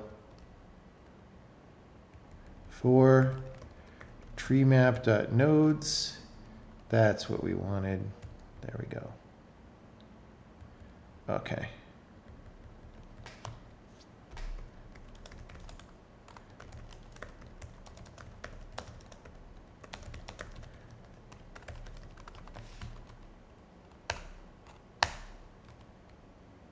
And they match.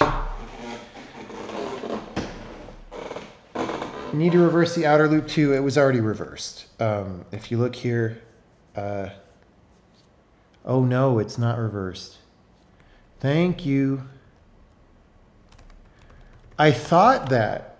I thought it in my brain and then didn't do it. So the only reason this worked is because our data is small enough that it fits in one bucket, because like the items per bucket by default is whatever we said. What did we say? 1,024, yeah. So we were all fitting in the first bucket, which was why that appeared to work. Okay, this seems like a good place to leave off. We have a GUI program. It also has a graphical user interface. And we have, we're reading a file system to gather hierarchical data. We're putting together that hierarchical data. Next step is to start drawing it graphically. And it seems like a good time to take a break and pick up in part 2 later over the weekend. What do you think? Questions on this? I know y'all have questions.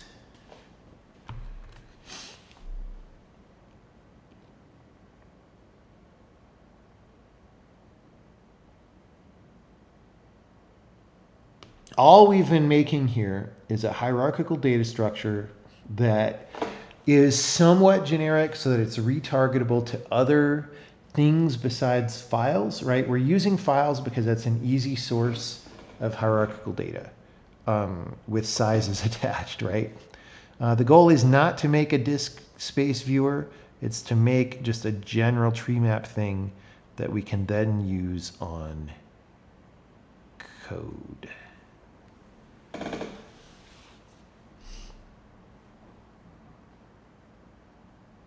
Make sure to like and subscribe.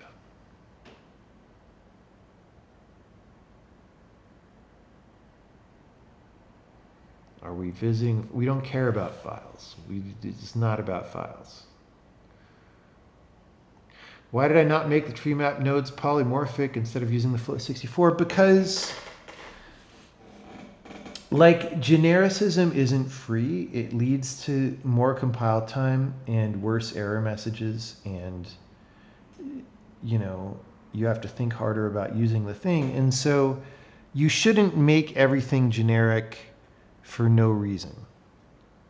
Like just because language features exist doesn't mean they should be used in all cases. And this is a problem. Like this is a problem across programming where people just overdo stuff.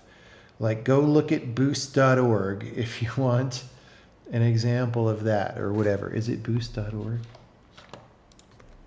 Boost.org. Oh yeah, baby. They no longer have the totally absurd example homepage, but last I checked, it was on there somewhere. Anyway,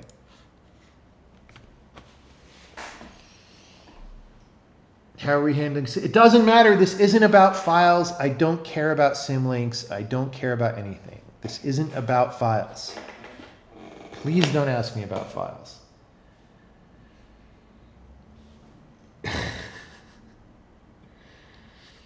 Okay.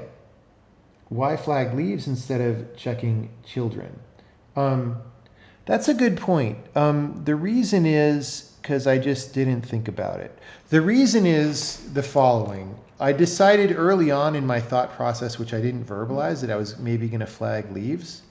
And that was before I decided to store this explicit children array.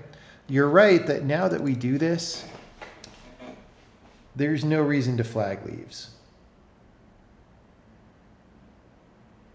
Let's go ahead and simplify. We could bring this back later if we want. All right, but yeah, no, you're right. You're right.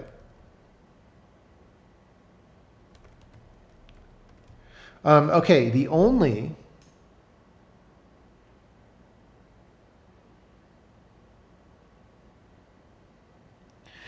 question is what happens if someone incrementally modifies the thing to remove children.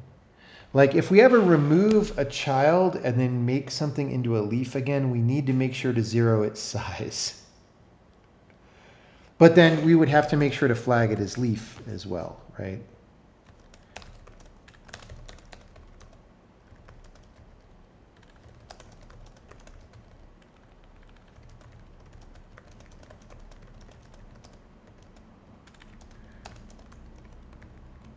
Right. If you don't zero the size,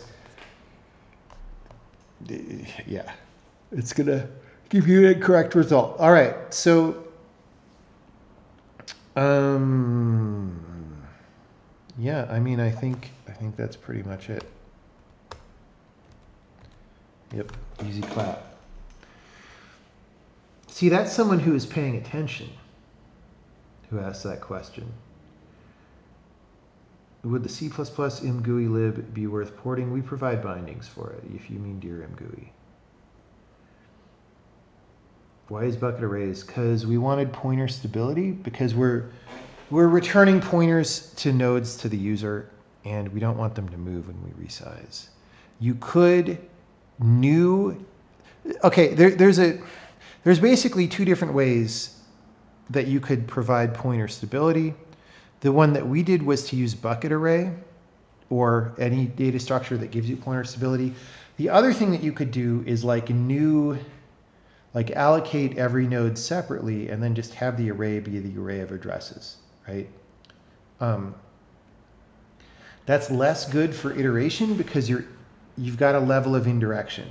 But it's not so bad if all the nodes are allocated, if you don't just use the heap, right, but all the nodes are allocated from like a pool or something, it's not that bad to do it that way. And you might consider that simpler. I was going back and forth in my head about which way to do it, and I decided to use the bucket array in part because it's exercising that data structure more. I was thinking like, oh, I haven't really, like I use them in the Sokoban game, but I just sort of set them up a long time ago and then we just don't think about them. So it's useful to use it in another context and then we can see if there's a problem like we did see. we were like, oh, we want to iterate over this backwards. It's not implemented. Why not? It seems easy, etc. Right? So, and by the way, definitely back when I did the videos about iteration, which was years ago now, I had backwards iteration as a feature, and some people said, you sure you want to do that? Like, that sounds like a weird niche use case, but you actually want to iterate backwards all the time. Here's a perfect example of why you would want to iterate backwards, right? Like, this was totally natural. I didn't force it. It's like, look, we're setting up this data structure, and then the leaves are at the end. And if you iterate backwards, then you just get the right, like, this is how simple this is, all right? Like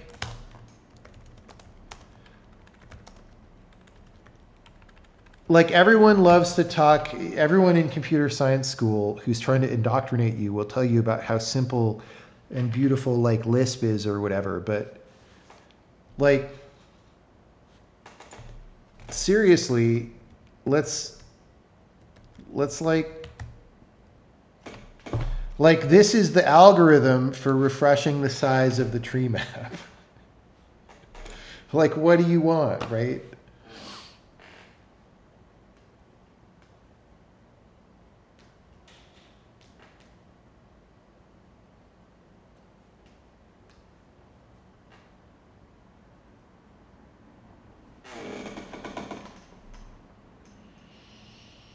What's the basic idea behind bucket array? The idea is, okay, so the reason, if you have a regular dynamic array that has to be flat, right?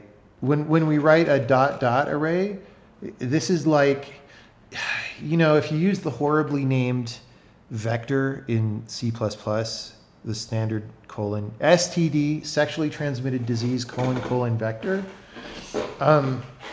it's a similar idea where you have a bunch of elements packed contiguously in memory. If you're out of memory for new elements and you want to add an element, you have to reallocate it somewhere else and copy all the items. All right? If you do that, then anyone who's holding a pointer to one of those items now has an invalid pointer. That's not good. And so, there, like I said, there's various ways that you could get around that. The way for bucket array is that it's actually a two-level structure. You have a bucket. Here it's 1,024 tree map nodes. Each bucket is enough space for 1,024 tree map nodes, and you allocate them in there. And then once you run out of memory for new guys, you just add another bucket, right? And so then there's a two-level thing. There's an array of buckets, and then there's each bucket. So it's a little bit slower to index, but not necessarily in a way that matters for most applications. And in return, you get pointer stability. Statically transmitted disease. Yeah. Don't you want to iterate backwards to delete elements of a list or something? Maybe. I mean, there are various reasons why you want to iterate backwards sometimes, right?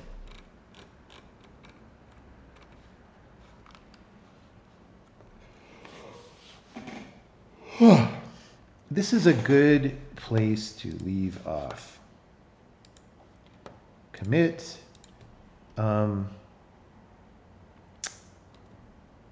Starting the tree map example. And so our tests are not, oh, we've got a no check-in. Oh yeah. Let's just comment this out for now. We might want to re-enable that. Also though, here, I'm a little bit up in the air about whether, see, I was starting to put all these into the build here, but I sort of feel now like it's fine if individual dudes who want to take dependencies do that, right?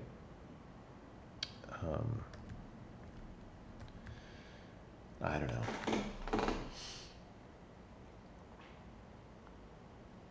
Is this type of thing normally called a bucket array? I just made up that name.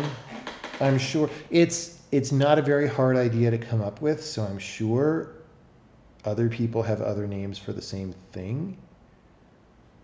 I just don't know what they call them. That said, there are,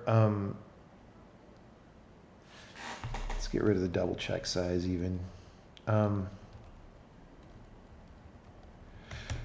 There are some slight differences in implementation. So for example, we keep an array of unfull buckets because because you can remove elements, right? And so after you've removed an element from a bucket, it's not full. And so you know next time somebody wants to allocate, instead of getting more memory, you could just get the first unfull bucket, right? And so we do that. And then,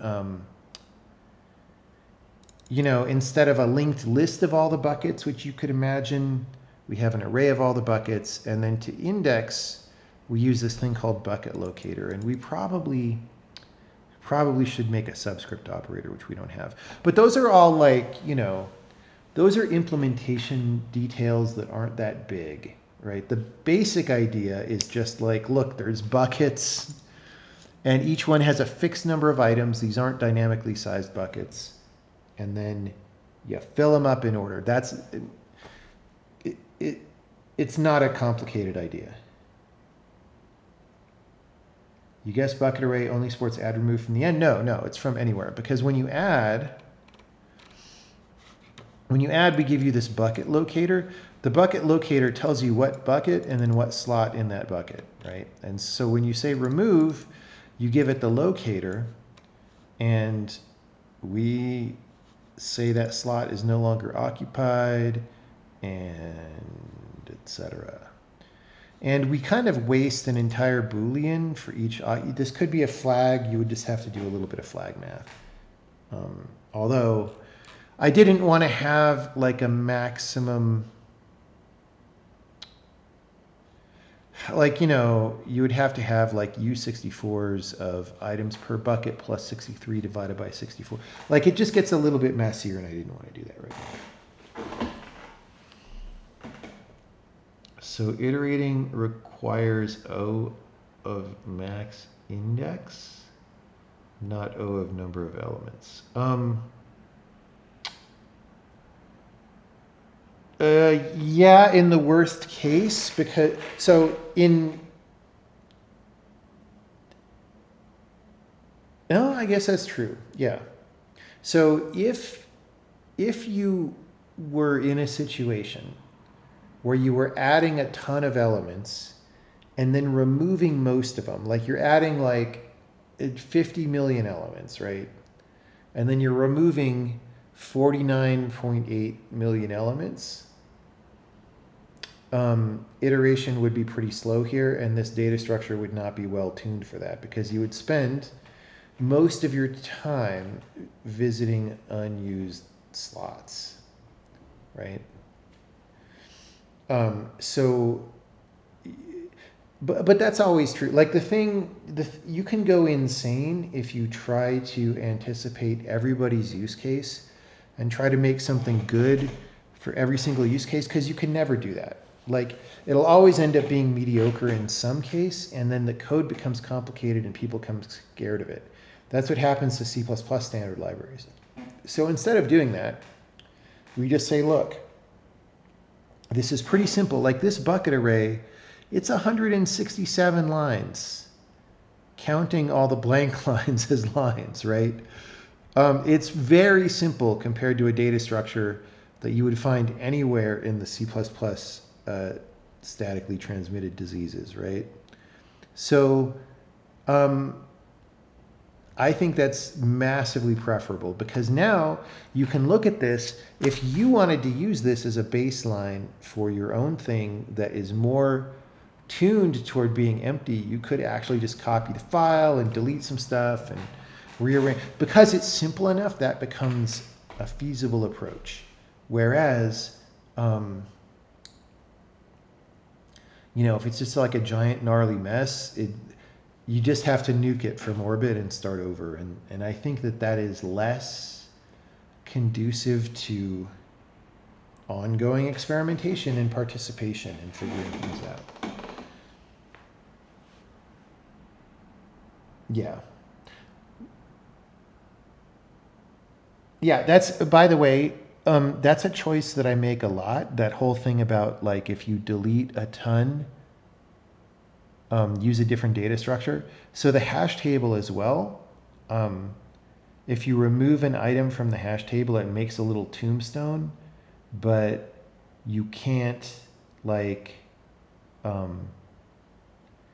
you can't put something there until the hash table gets resized. So what happens, that one's actually not that bad because you add a bunch of items from the table, you remove a bunch of items, and then you add some more. And as soon as you add enough to get over the limit, the next resize will get rid of all the tombstones, right? But this thing doesn't have that. You could imagine, how would you optimize this for holes? There's some basic stuff you could do that is not like algorithmically amazingly smart, but probably would help a lot. So for example,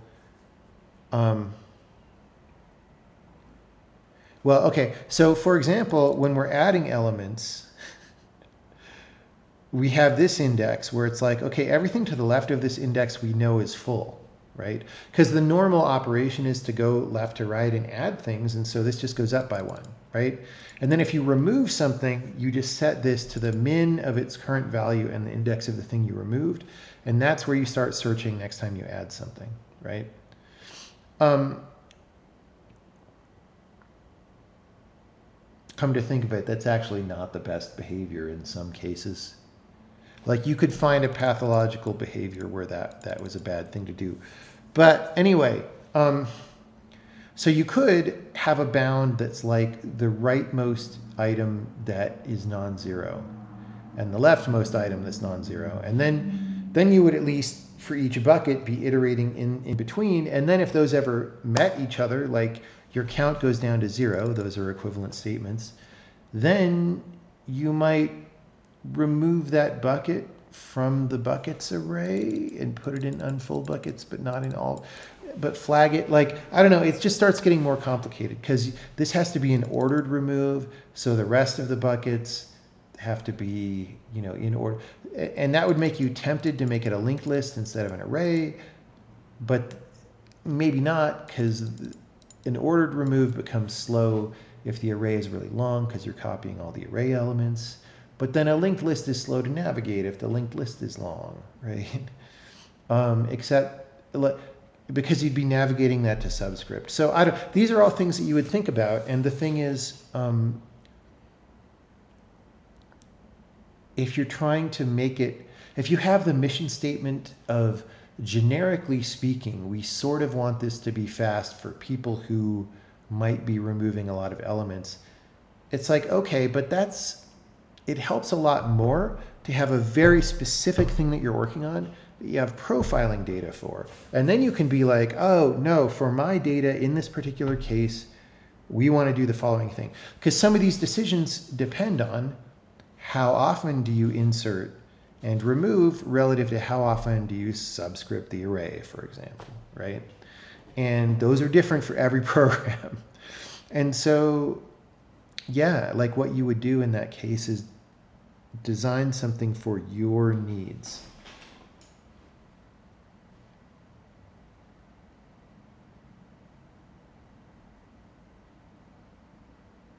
Jagged array.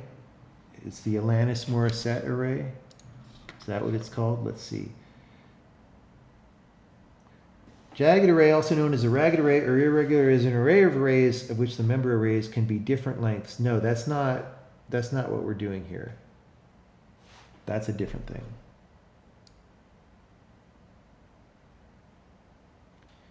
A little bit. It's probably has similar reasons for existing, but our subarrays are the same length as each other. It's just they might have empty slots in the middle.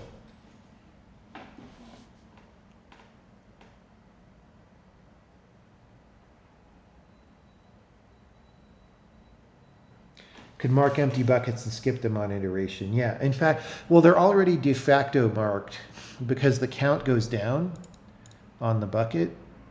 And so if it hits 0, you could just have a thing, right? So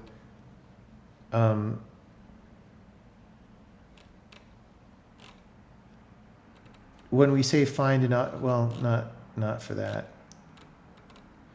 We actually don't, right? So I guess the thing that we've been using that would apply to is this, right? The for loop expansion. Instead of doing this inner loop, you would just say, if the bucket's count is 0, continue, right? I just don't necessarily want to insert that line here because it's not going to be helpful most of the time, I think. And it'll cost something. I mean, although it's a predictable branch, so it doesn't cost that much, but it does cost, and it's a line of code. And if you're going into it cold, predictable branches are not predicted, right? If your instruction cache is cold. So just minimizing if statements is not that bad of an idea, which is why, for example, these are static ifs here. They don't cost anything.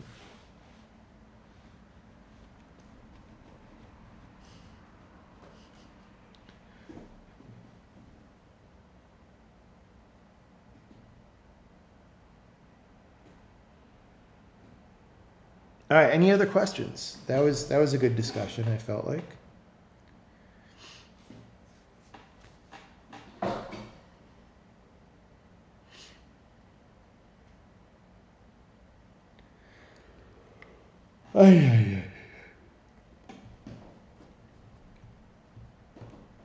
On topic questions.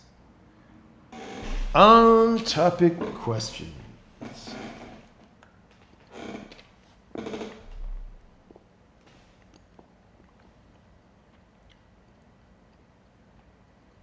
How do you use it? What's it? Were you here for the stream that is still going where we used it?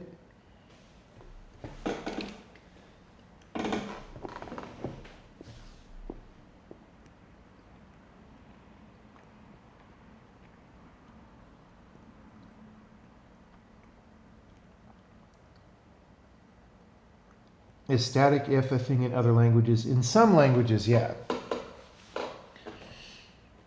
Like even C++ has static if now. It's just got a really awkward syntax and a lot of limitations and landmines and foot guns. Just got here. Okay, well, if you want to watch the VOD, which will also be posted on YouTube later, the whole reason we're talking about this is because we used it for the thing that we were doing. Can you explain the general tactic to be fast when working with trees? The answer is don't work with trees. To be honest. You'll notice, so because we wanted to be pointer stable, we're returning nodes and stuff, right? But the nodes are stored in an array. And let's go back over here. Actually, no, let's go here, right? We're just iterating over the array linearly and then going backwards, right? And this would be even better. Well, no, it's fine because we're iterating linearly over memory. It's fine. That's what you want to do with trees if you can at all help it. This whole computer science thing about visit the left and then visit the right and all these things, like you do have to do that sometimes, but it's a problem. Computers don't like that. You can try to make that faster by storing, if you're likely to visit nodes in succession, you store them close to each other and then you get better cache locality out of it. This gives us maximum cache locality because we're iterating over things that are packed directly together 100% of the time. right? Now, if you were Mike Acton, you would store all the sizes in a totally separate array. And then you'd get more cache utilization ratio out of this. But we're not worried about that right now.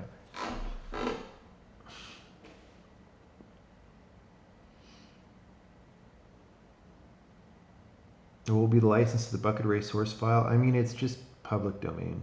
It's fine. If you used a binary tree instead of an array for the buckets, would it just turn into a many-leg tree? I don't know.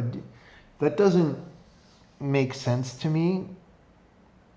You would never do that because the whole point of the buckets is to minimize heap allocations. And as soon as you start talking about a binary tree, I guess you're talking about doing a lot more heap allocations to make the tree nodes, which is beside the point. So I would simply not do that.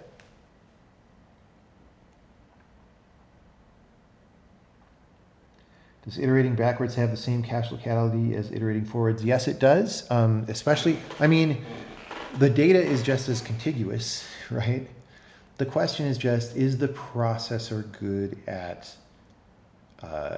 noticing the backwards access pattern and fetching things into cache in that direction? And older processors were not so good at that, but newer ones are fine at it, to my understanding. Although, again, you never know till you profile. But basically, this is not something I would worry about on any processor from like at least the last 10 years, if not earlier.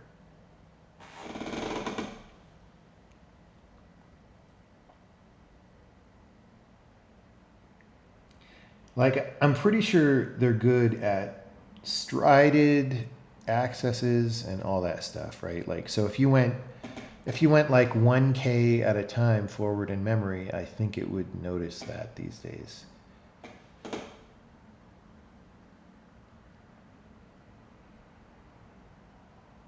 But I'm not sure about it. I'm less sure about that than I am about forward backward.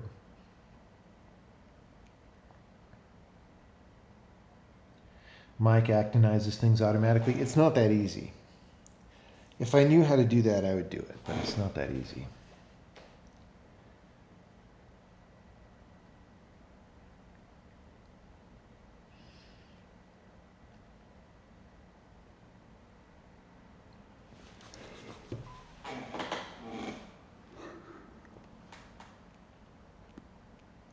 All right, it's past 11 p.m. Thanks, everybody. I'm going to go to bed. We will probably resume in the morning, and we will do something involving graphics and drawing these file results that we have. So